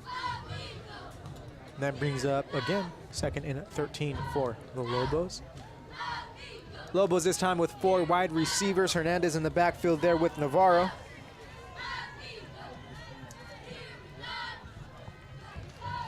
Navarro drops back to pass, has some pressure, but lets the ball go to Hernandez, who breaks one tackle, gets away and eludes another, gets the ball back to the original line of scrimmage and is still on his feet. Fights his way for a gain of about 2 yards on the play. Great job by the Lobos to make something out of nothing there. It looked like disaster for a little bit, but Hernandez fighting for a few yards on that play. It's going to bring up 2nd down and about, or 3rd down and calling it 3rd and 7. So much more manageable than 3rd and 13 or worse.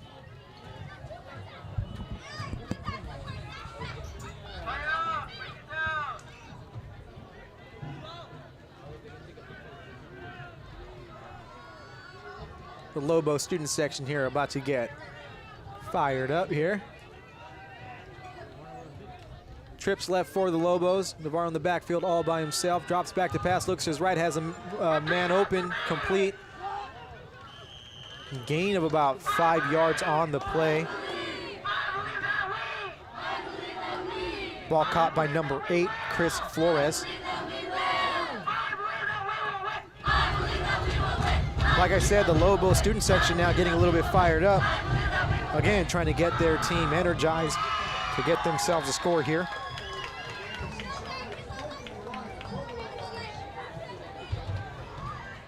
Again, I say this in every broadcast, but nothing beats the atmosphere of high school football. Maybe college, I'll give it that, but high school football has its own unique set of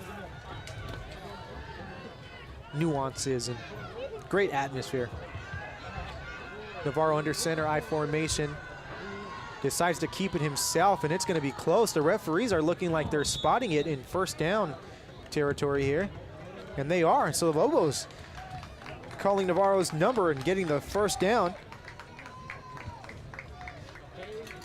That was a very hard 2-yard gain there. Ball now on the Lobo 46-yard line.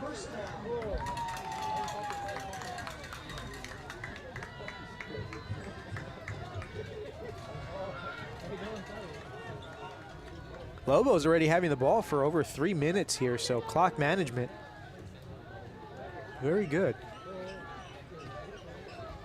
2 wide receivers for the Lobos. Navarro takes the snap, hands the ball off to her. Nope, keeps the ball, decides to run it. Nope, feels pressure, still on his feet at the 50. Lobo is doing a very good job of extending plays that would otherwise be kind of stalled in the backfield.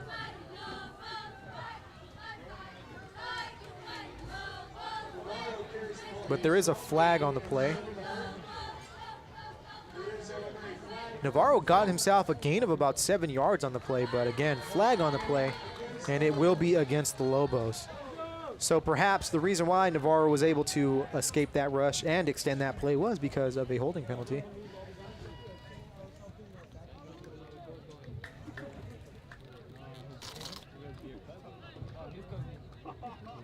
And now the Lobos are, actually it wasn't a holding penalty.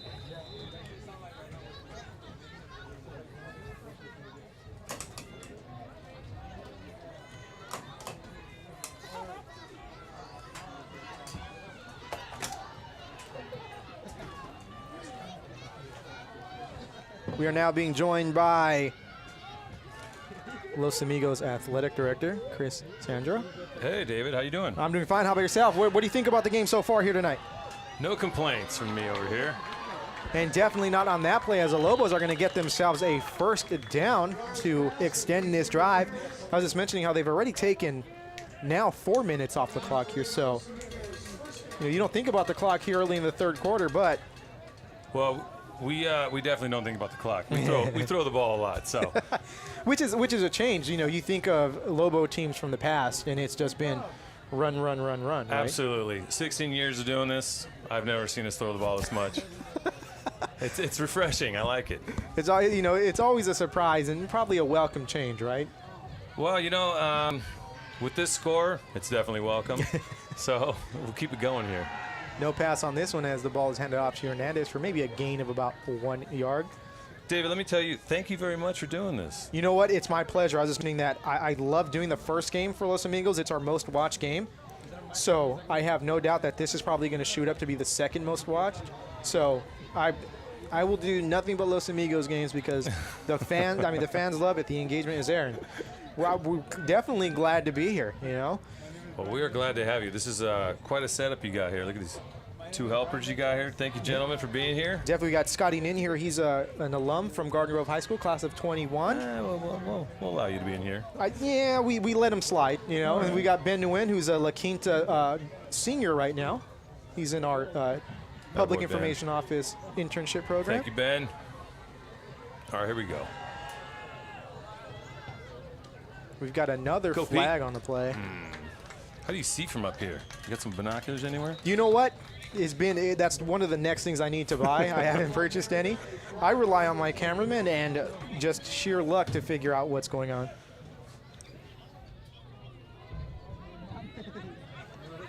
So tell us a little bit about Lobo Athletics. Lobos, and probably for a long time thought of as a football school, but lately soccer, now baseball. You know, it's been quite an evolution. Let me just start off by saying the pandemic definitely hit Orange County hard, and it hit us pretty hard. But we are bouncing back. It's so exciting to see. We got 50+ guys down there on the sideline. The last couple of years were pretty tough. So we're returning back to hopefully a football school. I got no problem with that because soccer will always be there. It's always my heart. Baseball, winning a league championship.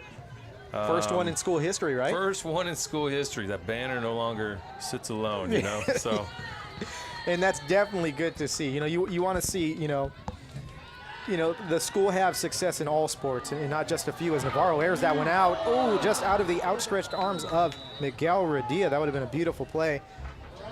But Lobo Athletics, seeing some success, and not just in football, right? No. Yeah. The programs that I'm seeing struggle in our area are all our girl programs. We can't get the girls back. So any girls out there listening, come on back to sports. Definitely.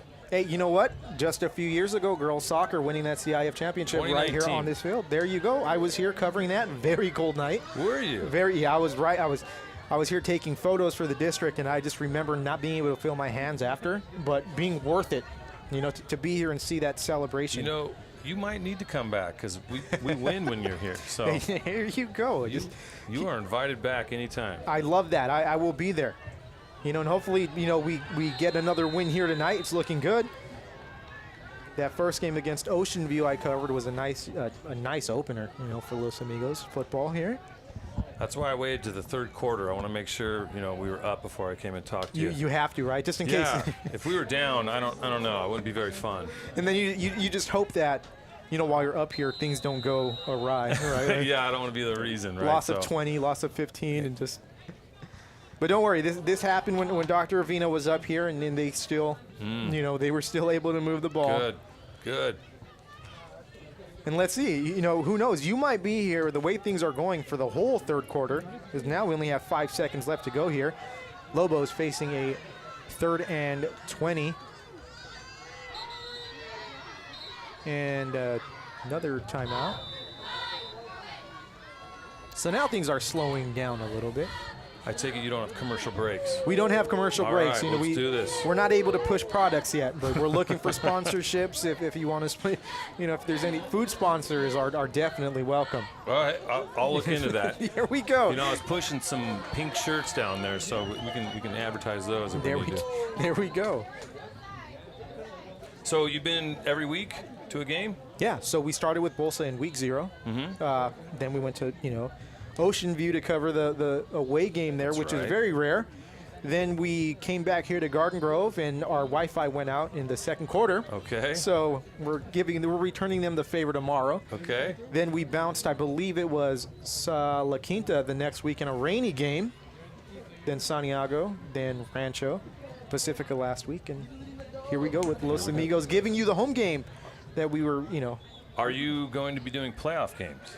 we unfortunately cannot do playoff games because CIF has a very strong right. hold on the broadcasting rights, and we could do like a radio call only, but I mean, I don't want to give the people 3 hours of my voice without. I mean, at least right now they can hit mute and watch like their favorite YouTube video or something. But There you go. But yeah, and hopefully we're gonna roll this into the other sports, winter sports and spring sports. Do you already have those sports planned? We're in the very early planning stages, but we are talking about them. If you have any ideas, Navarro, taking a shot there. He got it And away. he got it away, though. Amazing. I didn't even see that ball get away.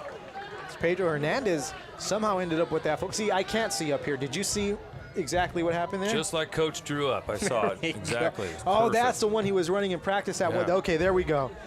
There we go. That was the no-look special. Well, I'm watching your screen here. It's much easier to try to squint and see the real life.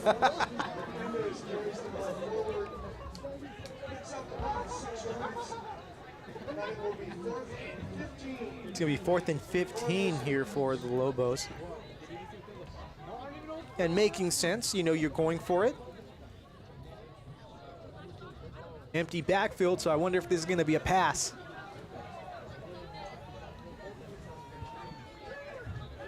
Navarro getting ready to take the snap. And timeout. Timeout, Loera. So Loera,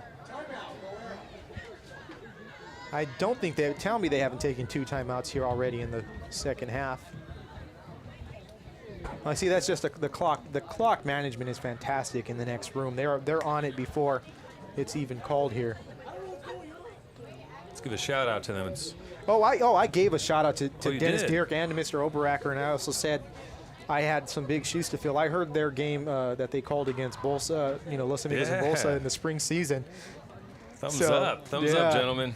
Thank you for being here. Fantastic job over there.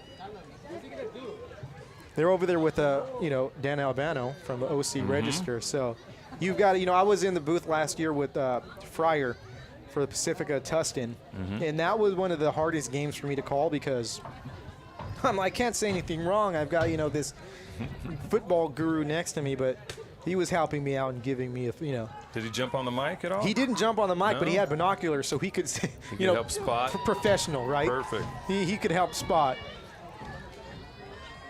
So that was a big help. So here we go. Let's see what the Lobos are going to do on this 4th down play. Still with an empty backfield, 5 wide receivers.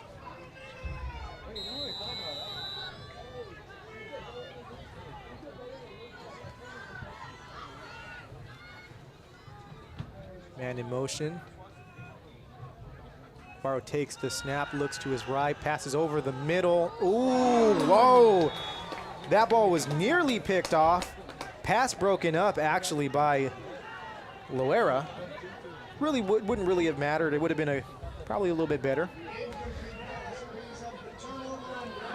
So turnover on downs is going to be Saxon's ball. So we were talking a little bit earlier about how, last year these 3 teams in the Garden Grove League finished 2-3. Lobos, unfortunately, not getting the benefit of the coin flip going in their favor, and Loera marching all the way to a CIF championship. Funny how that works. Isn't it incredible? And just talking about how the new playoff system, it's just set up like that. The playoff system, it's a dream maker. Anyone can win.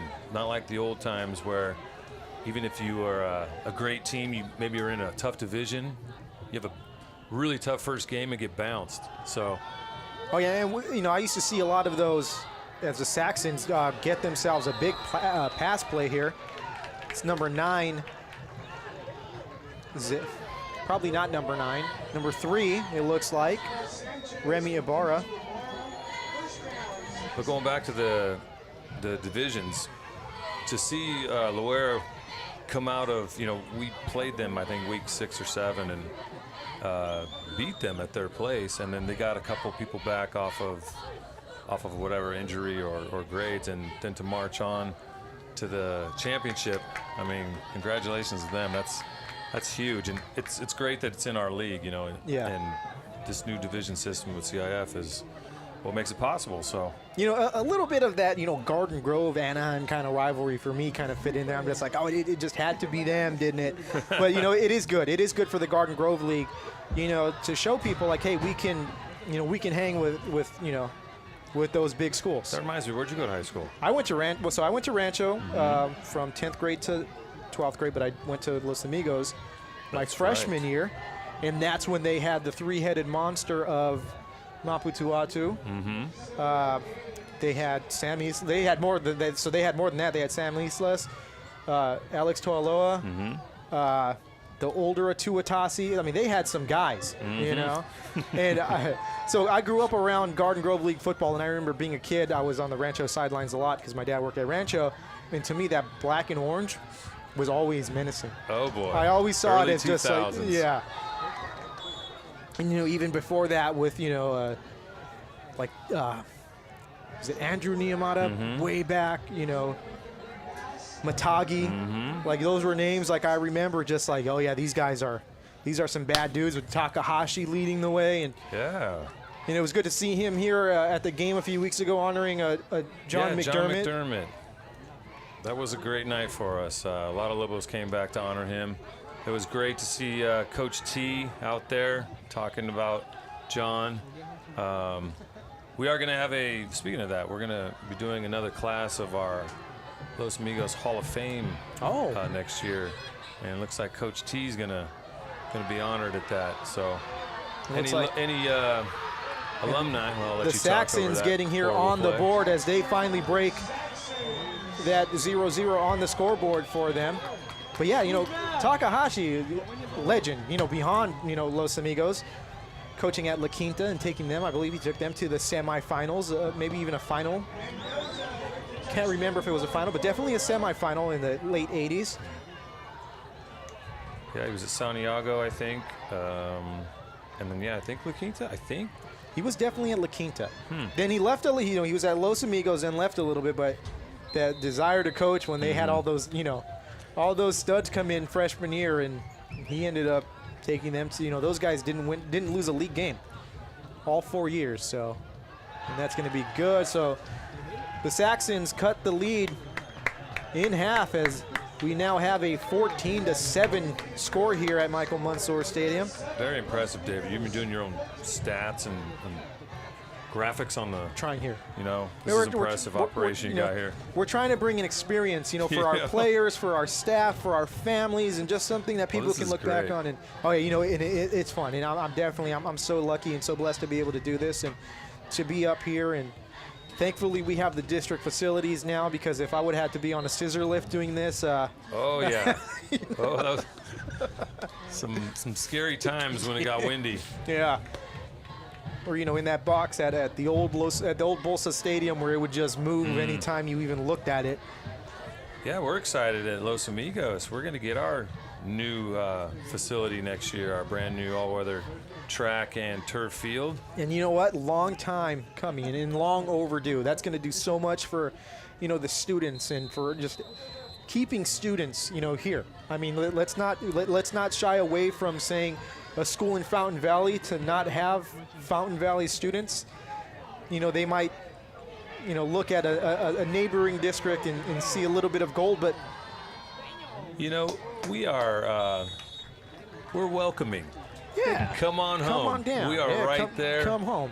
New Hope and Heil. You don't have to cross the freeway to get to a campus. You can just say No. right. Don't cross the 405. It's We're excited, though, to have a place to call home and can't wait to, who knows, maybe have our own varsity game there someday. that would be, you know, they did it at Los Alamitos. You know, that would be beautiful. You know, or just to, and there's just something special about having games in the community, right? Like Yeah. it's great to be here at Mansour Stadium, but it's a little bit out of the way, right? It's not close. But yeah, we'll get that scissor lift ready for you because, you know, We'll make put it you up work. there. You know what? I think I could make it work from the top of the gym. Hey. We'll get We the will long make it. zoom going in there. I'll send you the date. We'll make it work. There we go. That pass and catch there by the Lobos brings up a 2nd down and 6. I said earlier this was going to be a close game, and it's looking like it's going to play out to be that way, as most Garden Grove League games probably will be this year. I heard there was a exciting game last night, Bolsa and Santiago. Bolsa and Santiago last week, yes. Bolsa beating Santiago for the first time since 2008, 14-8, as the Lobos are going to pick up that first down. And Bolsa looking to make their first playoff appearance since Coach Takahashi was at La Quinta. So I heard like late 80s, is that what it was? late 80s, yeah, late for them. 80s. Turning of the tide over there. You know, that's just kind of how things are in the Garden Grove League. You know, you see it just kind of as, you know, some teams are down some years and other teams are up. You had La Quinta make their resurgence a few years ago, and they made a run to the, you know, CIF semi-finals. And then, you know, like you said, with this new playoff structure and the new format, Bolsa could really make some noise there, even if they don't manage to, you know, pick up a second place or a first place finish in the Garden Grove League. Yep. Third place finish can still get you a championship. There you go. And hopefully it's a Garden Grove, you know, Unified School District team this year. You know, Loera, you can have that one, but we got to bring the title back to Garden Grove Unified.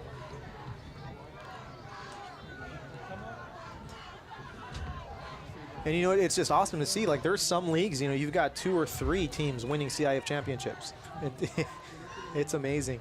And, you know, to me, the teams that really benefited the most were the teams in the Moore League with Long Beach Poly, because now they can actually avoid Mater Dei and Servite in the first and second rounds, as the Lobos driving now on the right side of the 50. Yeah, sometimes you were just along for the ride all those years when you had a dominant, you know, opponent in your league, forcing you into that top division, and you're just like, okay. I used to see, you know, teams like La Habra and Tustin would win their first round games like 90-0, 90-14.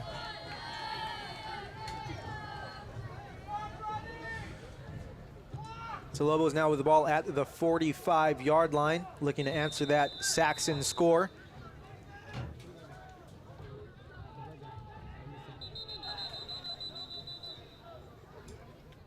Referee's doing a little bit of counting.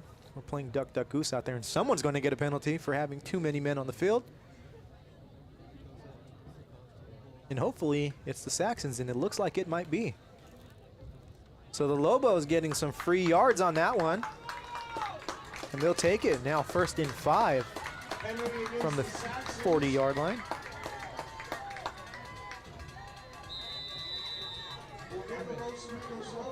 So yeah, you know, getting the facilities is great, you know, especially right now, you know, with soccer. You know, a lot of the soccer teams are now, when they're traveling, they're playing on turf. You know, they're not playing on grass. Oh, right? yeah. Get on that.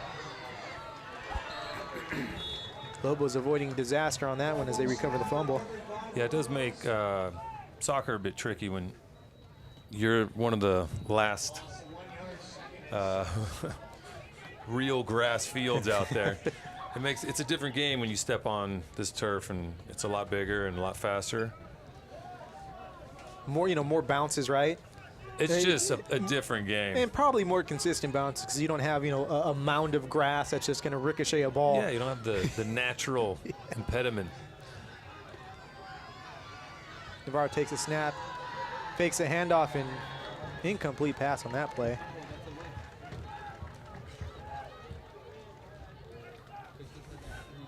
We're also excited to get rid of all that track dust. Track Let dust, me tell you. goodbye. And you know, congratulations to your athletic attendants who are never going to have to mark a track and field event ever again. Those are some of the worst mornings that turn into the worst afternoons because it is such a long process. And the contraptions that they have to make to get those lines down. Yeah. We're happy to retire our beast. Yeah. Navarro takes that one for himself and gets himself a first down. So the Lobos getting a nice steady little drive going here as we're nearing the end of the third quarter here.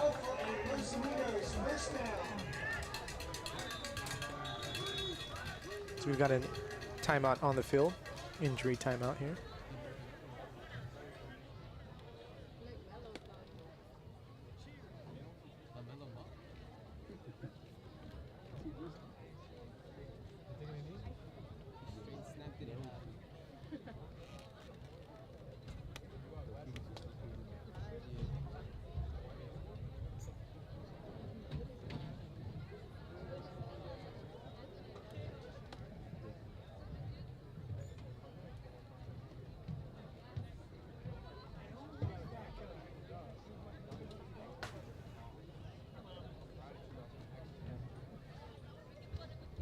You always hate this part.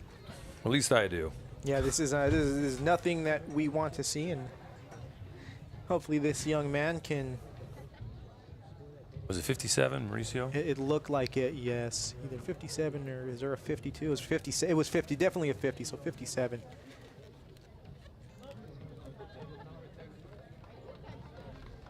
Looks like his shoulder.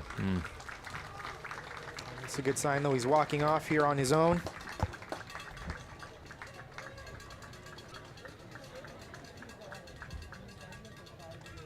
You know, knowing some of these kids, if that's just and I don't want to speculate, but you know, a lot of these kids, if it's a dislocated shoulder, they'll pop it right back in, and you know, the toughness of these players to get back out there.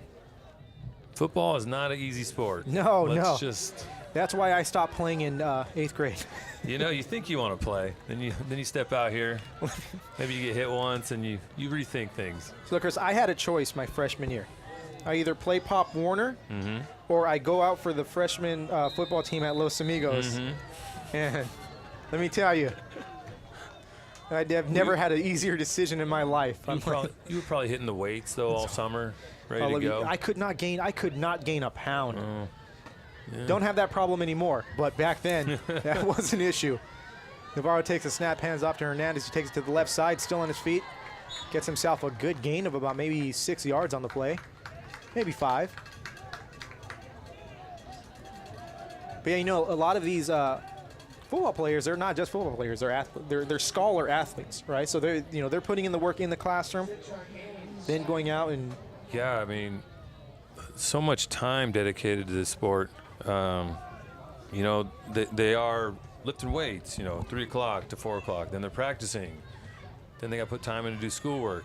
Then they're here on a Thursday night, until 9 o'clock playing the game. And they haven't even watched film yet, which they definitely do. Well, they'll do that on Saturday, It's full-time jobs for these athletes. It's awesome. Hey, it keeps them busy, right? There we go. Them something. Yeah. It builds that brotherhood, that camaraderie. Yeah. And to know you're not alone, you're not the only one going through it, right? And you see it with all the sports. Like I see the cross-country athletes, they're out there running 90-degree weather, 80-degree weather, just when it gets cold, like it's. Yeah. They did not stop when we had that little heat spell. No. They were out there running, and I could not imagine why. You're driving 5 miles away from campus, and you see your cross-country team, and you're just like, oh, no. I couldn't do it. I like sports where you run, it's a little bit, right? to chase a ball. But, cross country, that's some of the toughest stuff. 3 miles in 15, 16, 17 minutes. Lobos are going to get themselves up for, go. If baseball didn't require hand-eye coordination, that would be the perfect sport, right? I mean, you're not running too much. You're kind of standing there for a little bit. A good friend of mine's a baseball coach. I'm like, it's the only sport you can eat while you play, right? You can eat something. Yeah. So we are here at the end of the third quarter. Now we're entering the fourth. We've got ourselves a tight ball game here at Michael Mansour Stadium. See, now I got to wait around till we score. Otherwise, I'm just, It's a must, right? You might be the good luck charm right now as the Lobos are driving. They're turning the tide here. It was a little bit iffy when you first got up here. Well, I got to go clean up this game and put it to bed with the gate and all that. But, I'm going to hang out until this drive and see what we can do. There we go. Is now the dance team is, in everything. There's so much that goes into a football game, right? You've got the band, you've got the dance team, the cheerleaders, the football players.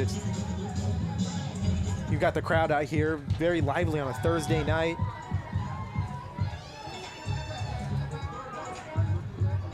Shout out to Ms. Bernhardt, the dance coach. There we go. Doing a fantastic job.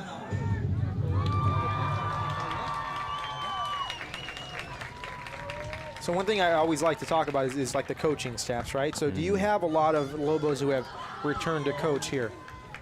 We do. It's that's kind of just what it's been throughout the years. The guy 5-6 years out of high school comes back. We love having the alumni, the football family come back.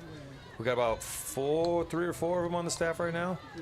We have a La Quinta alumni on there, It's good to see because they kind of bring that perspective of, hey, this is what the program is about. This is the standard that we have, and just kind of keeps the kids dialed in here. As All right, Pete, Navarro set me hands off free to- right here. Come on, set me free. Oh. You know, I feel like it's going to happen here on this drive. Not that I don't want to hang out with you Oh, till you know, this hey, game's end, but, you know, I got to. let me tell you, these kids have to put up with me for 3 hours. And, you know, when I brought this idea up to my wife, she said, oh, you're only going to do 1 game a week? She's like, Surprise. you guys have 2 games sometimes during the week, so. Were you working, or are you working tomorrow night? We're working tomorrow night, yeah. Where are you going? We're going to be here tomorrow night. We're going to be able to just kind of camp out. Yeah. Camp. Say hi to your wife on this, and then just, you know, get the sleeping bag out. There we go. Yeah, it's like, honey, I'll see you tomorrow at around 11 o'clock. Give the dog a hug for me. And Who's playing tomorrow night here? tomorrow night we have John Glenn and Garden Grove. So I don't want to jinx it or anything, but, you know, I think I know who will win that. the Cal Preps prediction makes it like we're going to have a very exciting game for Garden Grove as they play their last non-league game. They're in that funky 4-team league where they only have 3 league games. I say you just make an 8-team league. Just make the 8-team league and let them play 7 league games. But It does make scheduling pretty easy. yeah, what do I know? Lobos now taking it old school. Nice I formation here. Ball on the 6-yard line. Lobos knocking on the end zone's door here. Come on. Hands off to Here we Hernandez, go. who bounces it out the left side. Still on his feet and still up. on his feet. Still on his feet. And it took a gang of Saxons to just kind of push him down there at the end of the play. Pedro Hernandez, early college academy kid. We got a bunch out here who, if you saw their class schedule, You know, man. Dr. Avina was telling us about it earlier, so it's awesome to know that, you know, he's basically a community college football player right now. And if I'm not mistaken, so is our quarterback, Mason Navarro. I That's believe awesome. He's avid for sure, but I don't know if he might be ECA as well. But the workload they have. Oh, yeah, you know, just those 2 programs alone. And that's great to see. You know, Yeah, it's Jesse more Garcia. it's more than just athletics. You know, you're building a well-rounded individual. Well, I'm not surprised you got. Oh, we do have a Loera person down, huh? We do.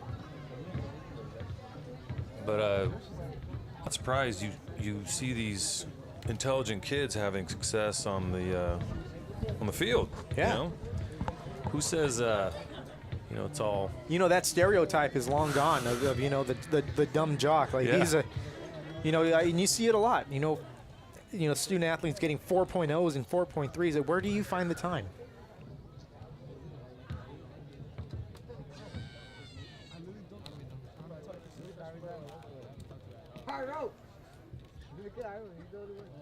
We have another injury timeout, and we hope that this young man is able to walk off under his own power as he's tended to by the Loera trainers.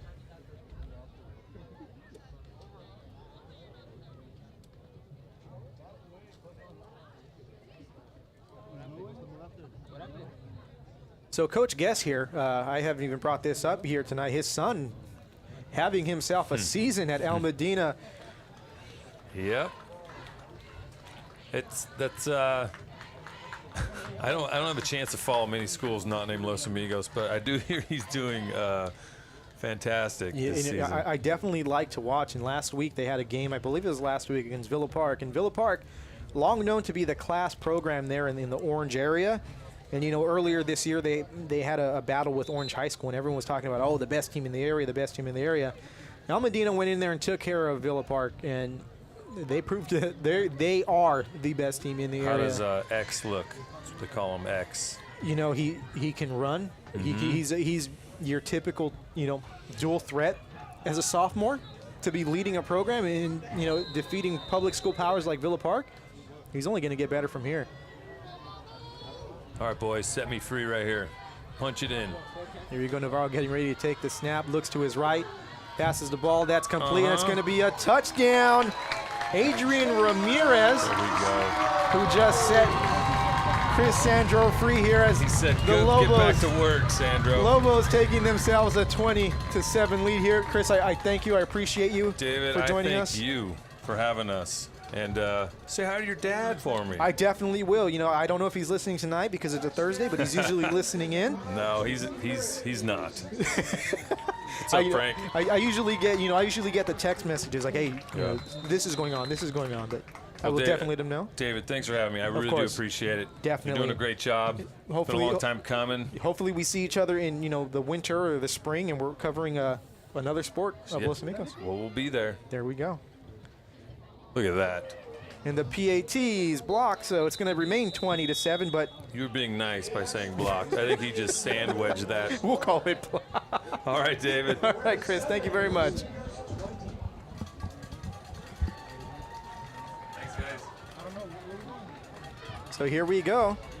The Lobos extending that lead at the right time as we have 10 minutes and 55 seconds left. They answered that Saxon score with a nice little drive, putting together a string of good plays there. So let's see if this Saxons offense can answer. But it's looking really good for the Lobos here. So now let's see what the Saxons are going to do. They really haven't leaned one way or another when it comes to the run or the pass. Still a little bit too early to think that they're going to have to get desperate, but with the way the Lobos have been doing on offense, they could probably take a good 4 or 5 minutes off the clock whenever they get this ball back. And you have to think that they're probably going to get the ball back with maybe 9 or 8 minutes left. So to run that ball all the way down, and if they can get a stop here against the Saxons and keep this lead at 20-7 with 8 minutes left, they're looking pretty good.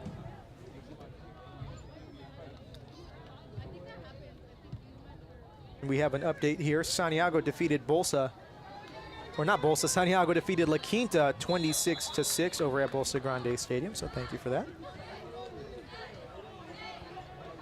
After the kickoff, it'll be first and 10 Loera.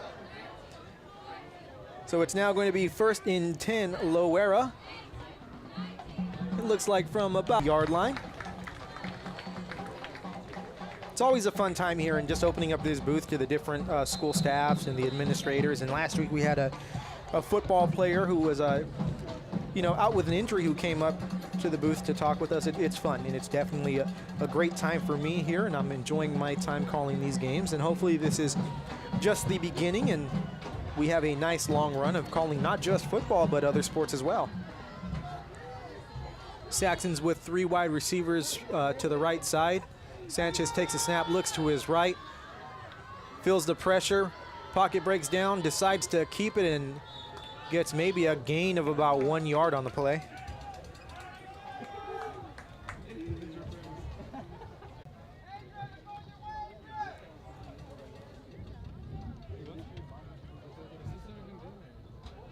It's going to bring up a 2nd and 9 here for the Saxons,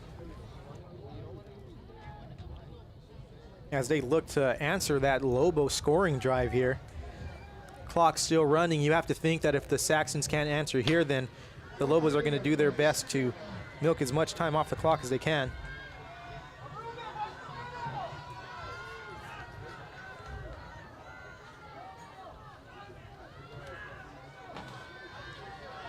Three wide receivers out for the Saxons. Sanchez getting ready to take the snap, but thrown short.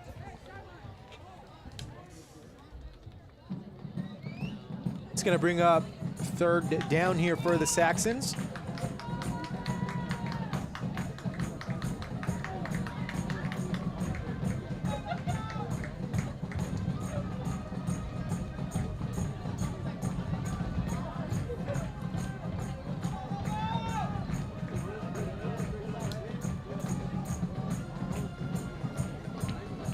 So here we go, 3rd down. Let's see if the Lobos can get one more stop and force the Saxons to punt here.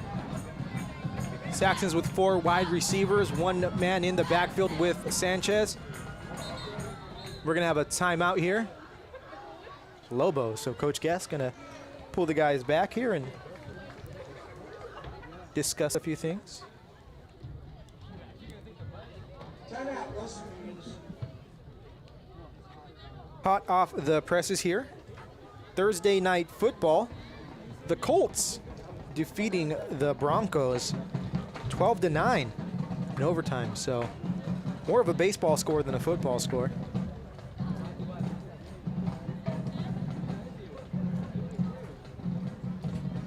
Next week, we'll be able to start announcing baseball playoff scores, and Hopefully I'll be able to announce the Dodgers winning throughout the weeks as we go along, and hopefully don't have to go all the way into November to announce them as World Series champions, but we'll see. Fingers crossed.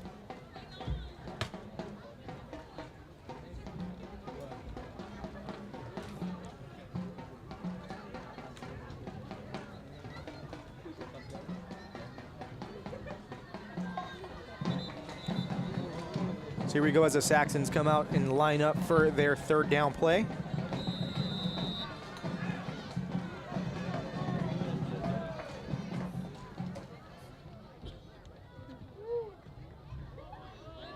Saxons with 4 wide receivers. Sanchez getting ready to take the snap, drops back to a pass, looks to his left, nope, decides to scramble, nope, looks now to his left side for real. Adley incomplete.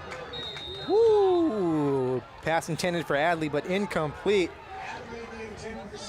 You have to think that the Loera faithful are clamoring for a flag there.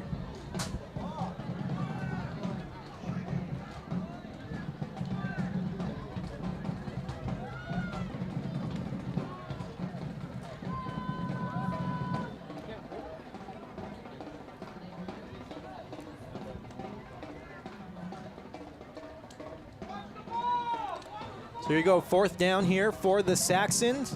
9 yards to go. Ball on the 19-yard line. 9 minutes and 41 seconds left to go here in the 4th quarter. I figured the Saxons would milk more off the clock here, but who knows? They could pick up a 1st down and do just that. But let's see what they have called here. 4 wide receivers for the Saxons. Sanchez getting ready to take the snap. Drops back to pass.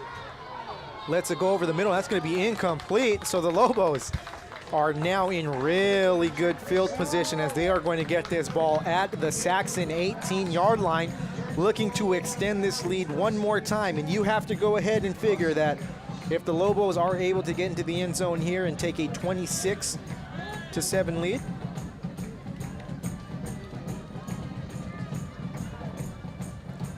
then they'll be in a major business here.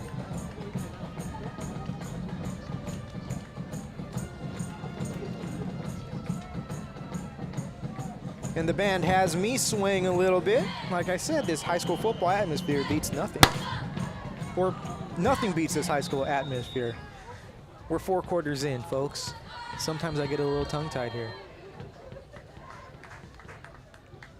Timeout, Loera. We've got a timeout by Loera.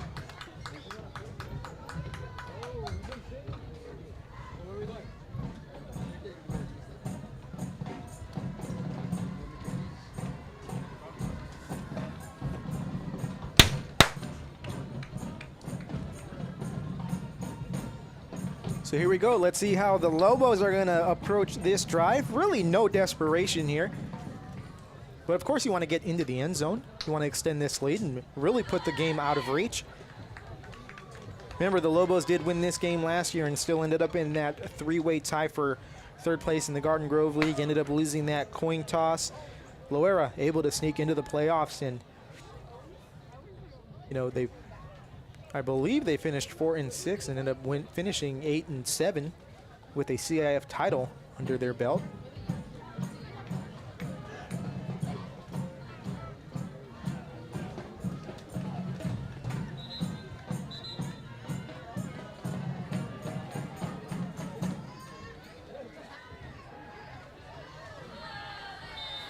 All right, so here we go. Los Amigos coming out to line up for this 1st down play.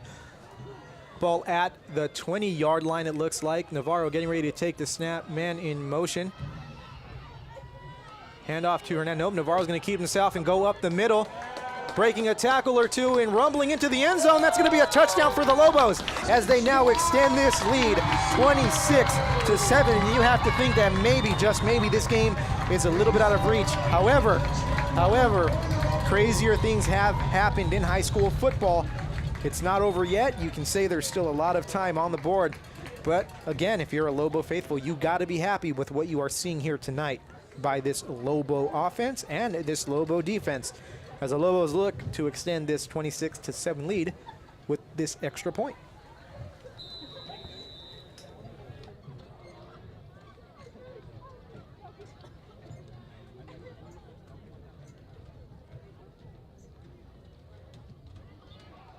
And the kick is up, and it's good. So the Lobos take a 20-point lead here in the fourth quarter. 9 minutes and 30 seconds left to go here at Michael Mansour Memorial Stadium on this Garden Grove Unified School District Athletics High School Football Friday on a Thursday.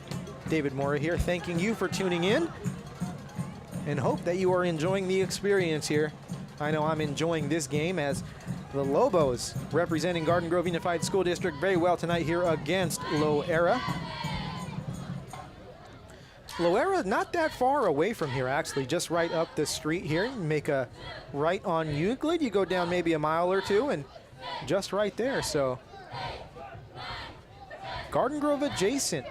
Their high school boundary actually butts up here against Garden Grove, and I believe maybe Rancho's boundary as well. So definitely neighbors. So definitely, I guess it kind of makes sense geographically for them to be in the Garden Grove League here. They actually are much closer to Michael Mansour Stadium than Los Amigos is.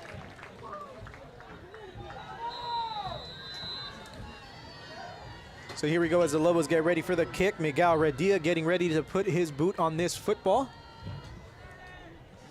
I believe Salas and Ramirez are back deep to return for the Saxons.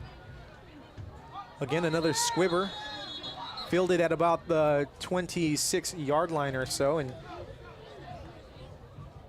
the receiver went down to his knee, so that's going to be spotted right there where he took that knee. Again, we will be here tomorrow live on Garden Grove Unified School District Athletics as we bring to you the John Glenn Eagles visiting the Garden Grove Argonauts. The Argonauts looking to extend their record to 6-1 before they start Big Four League play next week. They, of course, only have 3 league games with the way their league is set up. Last year, the Argos, playing for the league championship on the last week of the year, ended up having to settle for a tie for first place with Segerstrom. I'm sure they're looking to win that league outright this year, and I believe they do have the squad that's going to be able to do that. But we're here tonight watching the Los Amigos Lobos holding on to a beautiful 20-point lead over the Loera Saxons in this Garden Grove League matchup. Sanchez takes a snap, fakes a handoff, looks to pass, feels the pressure, rolls out to his right, still on his feet, and takes a big hit and stays standing up. Both teams really bringing the lumber here tonight. Hard-hitting football game. He's going to be stopped for a loss of about 3 yards on the play, maybe 4. As that's going to bring up a second down here for the Saxons.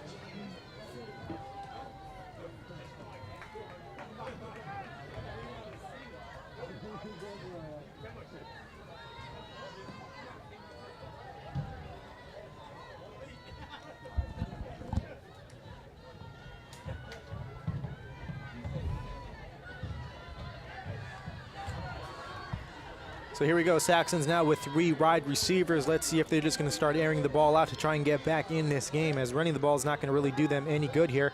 Pass out to the left side, completed to number 3. Remy Ibarra, who's still on his feet, picks himself up a first down. Going to get that ball all the way up to the Saxon 40-yard line, as the Saxons are going to be moving the sticks here. And he was, well, I believe, pushed out of bounds, so the clock will be stopped here when play resumes. Actually, no, they did not mark him out of bounds, so the clock is running. Now approaching 8 minutes.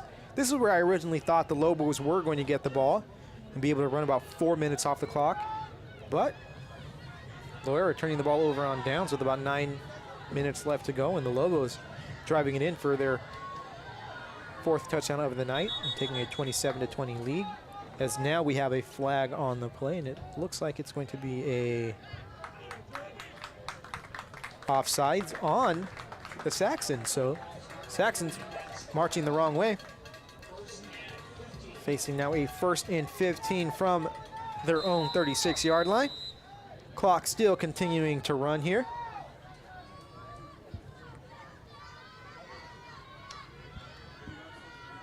Sanchez pump fakes and gets rid of the ball. He's got a man wide open to the right side, and that is dropped by number I believe 8, Jeremiah Adley, who had nothing but daylight in front of him. If he would have caught that ball, that would have been a nice little momentum swing for the Saxons, but instead they are bringing it back and lining up for a 2nd down and 15 to go, with the clock stopped at 7 minutes and 41 seconds here in the 4th quarter. Lobo defense definitely catching themselves a lucky break here, because that would have gone for 6, almost guaranteed.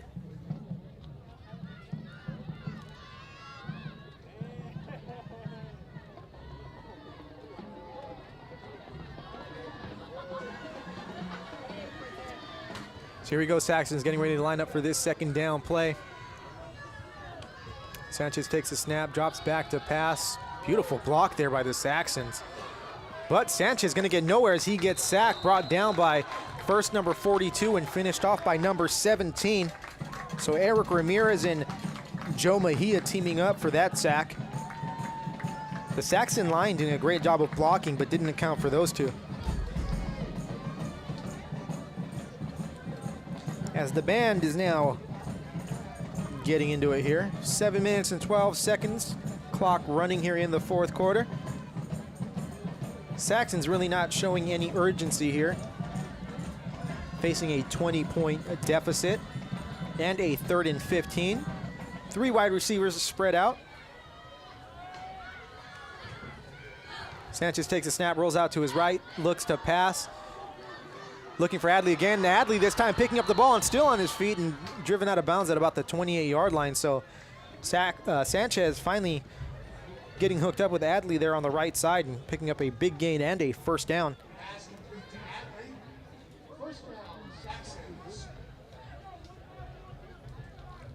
Saxons now showing a little bit of urgency after that big play. Really didn't look like they were in any rush before that, but now that they've got themselves into a better position, now look to be thinking about trying to score really quick here.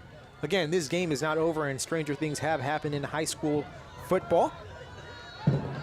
20-point leads have disappeared in a minute or less in some instances. So here you go, 1st down for the Saxons. 3 wide receivers. Sanchez getting ready to take the snap, ball on the 30-yard line. Rolls out to his left. Looks to pass, feels the pressure, lets the ball go. And that's going to fall into the middle of the field, incomplete.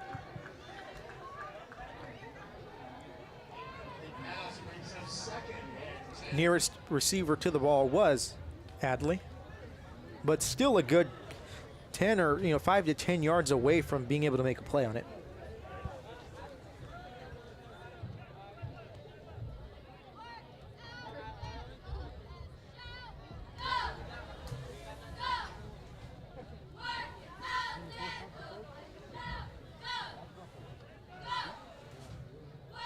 So here you go, 6 minutes and 35 seconds left to go here. Loera facing a 20-point deficit. The Lobos scoring and extending this lead here in the 4th quarter after taking a 14-0 lead at halftime. Sanchez drops back to pass, gets rid of it quickly, but nothing doing there as number 14, who we don't have on the roster, is brought down at the original line of scrimmage there. Or at the line of scrimmage, as that's going to bring up a 3rd down and 10. And the clock is still running here.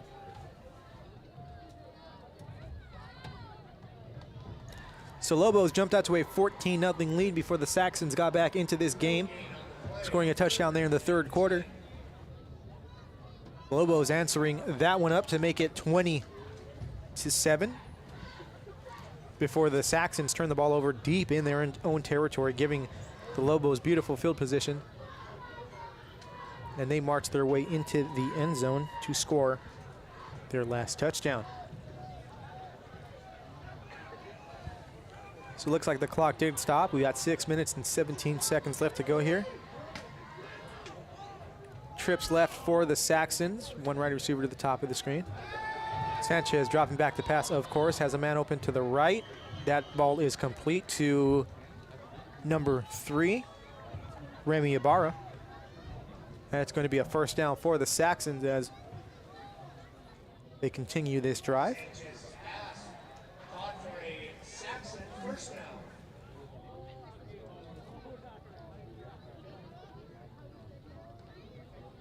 Actually, the clock is running here, so now under 6 minutes left to go here in the fourth quarter. If you're the Saxons, you really want to try and score quickly here to give yourselves as much time to complete this comeback. And if you're the Lobos, you want to make sure that you stop them here. Sanchez drops back to pass, looks for Adley in the left side of the end zone. Beautiful pass breakup by the Lobos. It's going to bring up 2nd and down. Very well defended pass. Let's see if we've got the replay. It's always hit or miss. And guess what? That was a miss there. We'll get it. Almost guaranteed that we will get the replay going.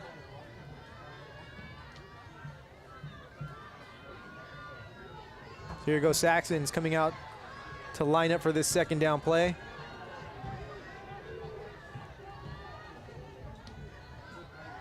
Sanchez takes the snap, looks to pass over the middle. Adley, and that's going to be complete for a touchdown. Pass complete from Sanchez to Adley. So Sanchez and Adley hook up for that touchdown, and the Saxons cut the 20-point lead down to a 14-point lead. It's now 27-13 pending this point after.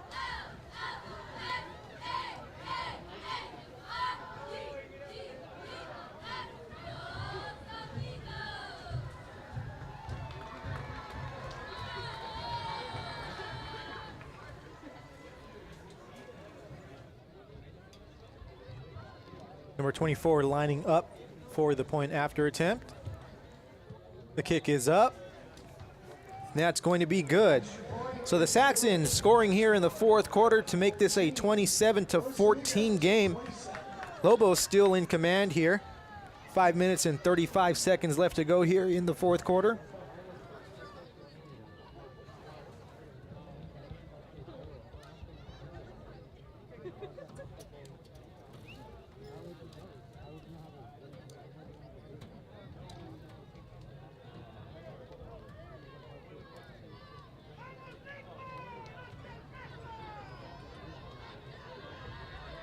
So again, here we go. It's all about how the Lobos are going to answer here on offense. They really don't have to do too much. Get a couple of first downs and run this clock out, and you'll be cruising to a victory.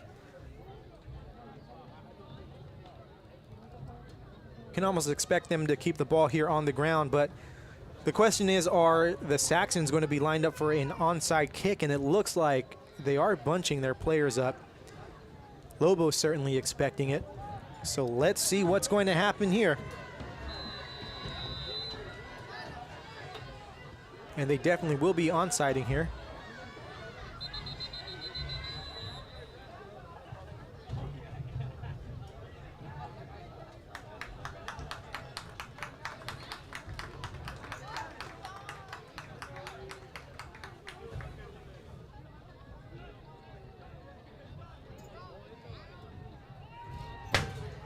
Got some confusion here.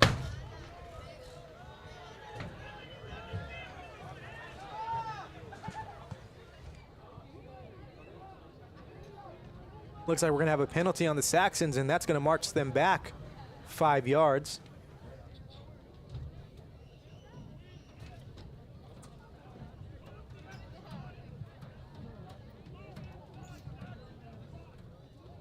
All right, so here we go. Most likely going to be an onside kick here as the Saxons are going to want to try and get this ball back to really get back into this ball game.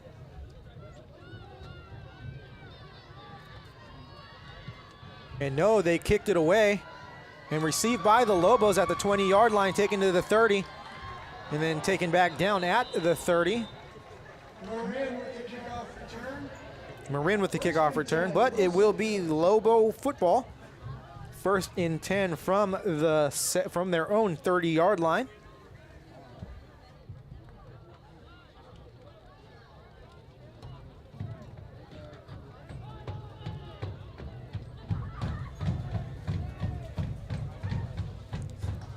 So we got 5 minutes and 29 seconds left to go here until the clock hits 0 at Michael Mansour Memorial Stadium.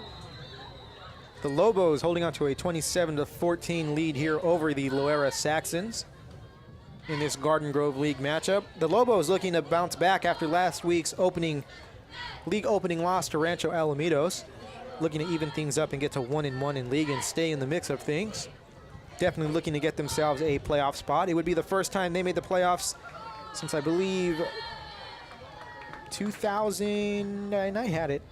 I can't remember, maybe 2016, 17.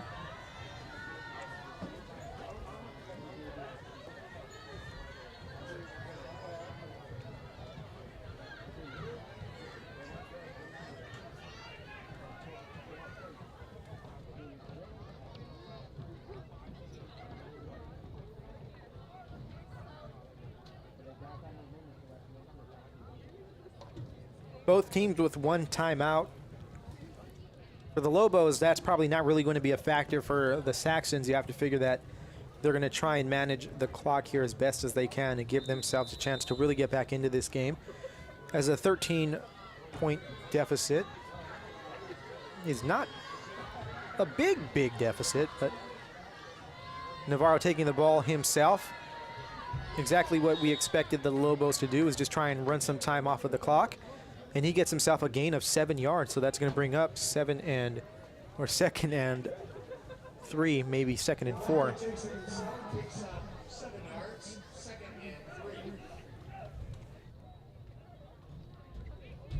And the best part about that play is the clock is still running.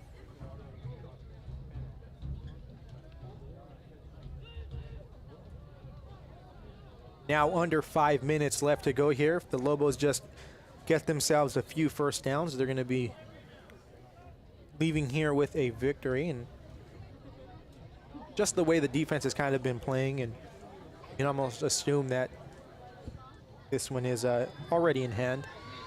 Saxon's really not looking to try and stop the clock here, as they're content with letting the Lobos milk as much time as they can. Hernandez takes the snap to the left side, driving.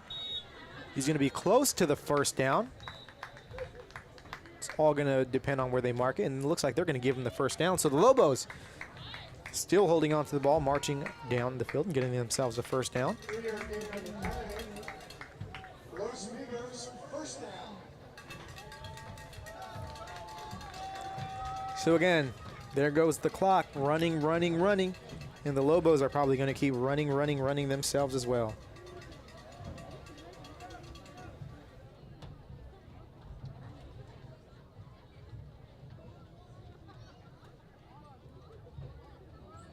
And again, no real urgency if you're the Lobos. You just let the clock go as much as you can. Now under 4 minutes left to go here. Saxons, again, really not looking like they're trying to stop the clock at all themselves. Navarro takes the snap, hands the ball off to Hernandez, who takes it around the left side. He's going to have himself a first down and some. Still on his feet, but a flag's on the play. Gain of about 25 yards on the play, but like I said, we've got a flag in the backfield. We're going to have a holding on the Lobos, so big play taken away. It's going to bring up a 1st and 25 for the Lobos. So what actually was a 25-yard play now turns into a 15-yard loss. And we've got Saxon down on the field.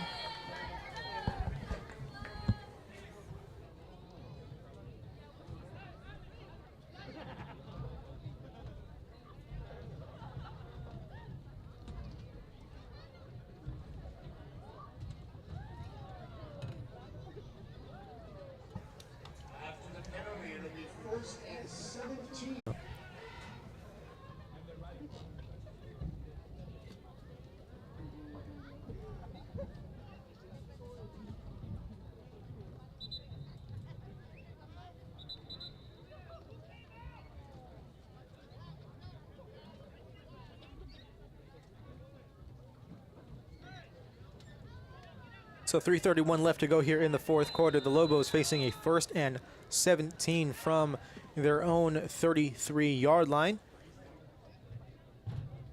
Looking to keep this 13-point lead and pick up their first league victory of the 2022 season.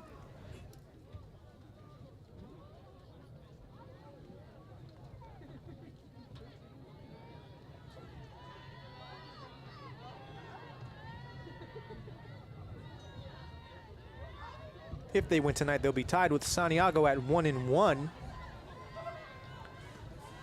And Loera will also be tied with Los Amigos and Santiago, as they are also 1-1. So depending on what happens tomorrow, we could have a 4-way tie for second place in the Garden Grove League. Navarro takes the ball for himself, runs it out to his left, still on his feet, get himself a big gain, close to the first down. So getting 16 yards on the play, that's going to bring up 2nd and 1. Clock now under 3 minutes left to go here in the fourth quarter. It's looking more and more like the Lobos are going to walk away with this victory. And what a great victory it was.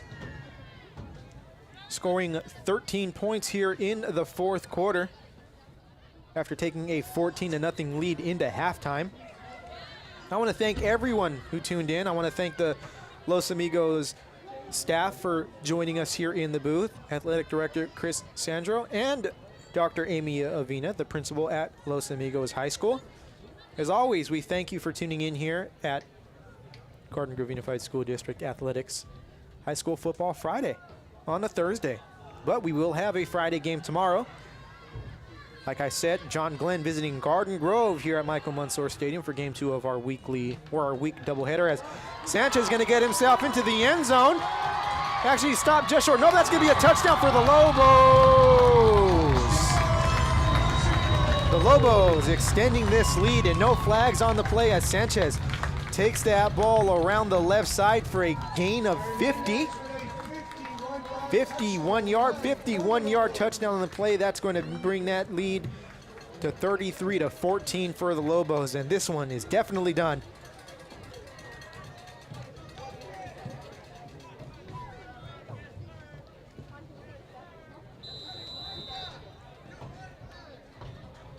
And in the iconic words of the immortal Chick Hearn, you can put this one in the refrigerator. The door's closed, the lights are out, the eggs are cooling, the butter's getting hard, and the jello is jiggling.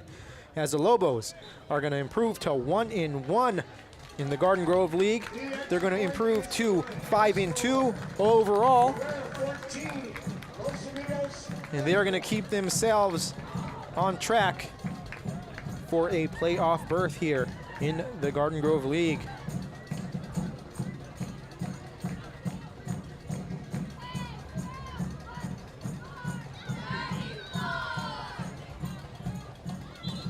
So Los Amigos 34, the Loera Saxons 14 here on the Garden Grove Unified School District Athletics High School Football Friday. Let's see what the Saxons do with this drive, if they're just content to run the clock out, if they're going to try and get some points and get some experience for their guys.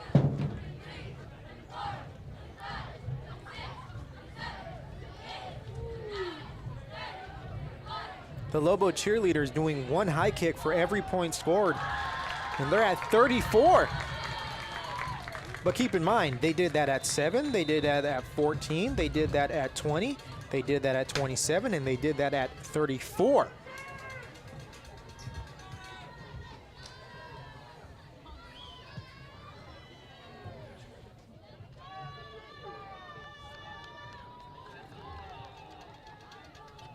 That ball is fielded inside the 5-yard line and taken around the left side, maybe to the 6, before being brought down is number 13, Adam Mendoza.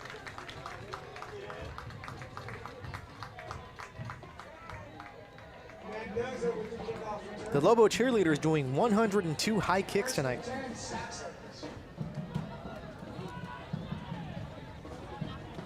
So the Saxons will be taking over at their own 9-yard line. 1 minute and 27 seconds left to go here in the game.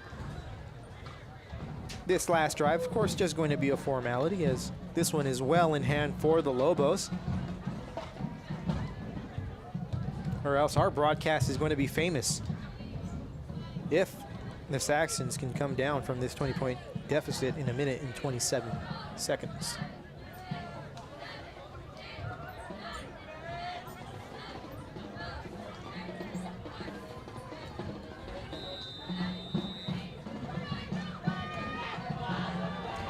So now one single cheerleader is doing a jump 34 times. Albisor just by watching. So athletes all over the field here for the Lobos. On the sidelines, on the field.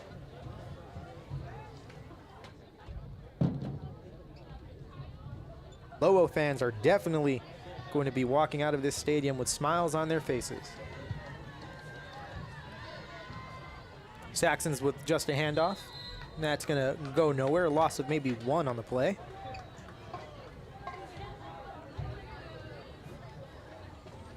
As the clock now approaching 1 minute left to go here. Figure we'll have maybe 2 more snaps of the football.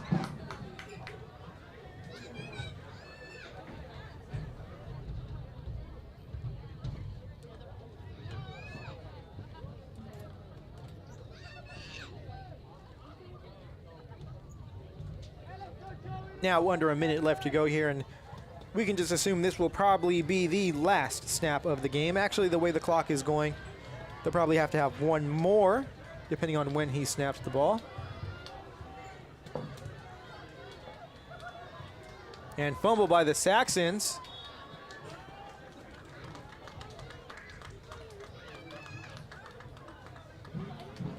No indication of who got the ball. And it looks like the Saxons recover the ball, but the clock will still be running.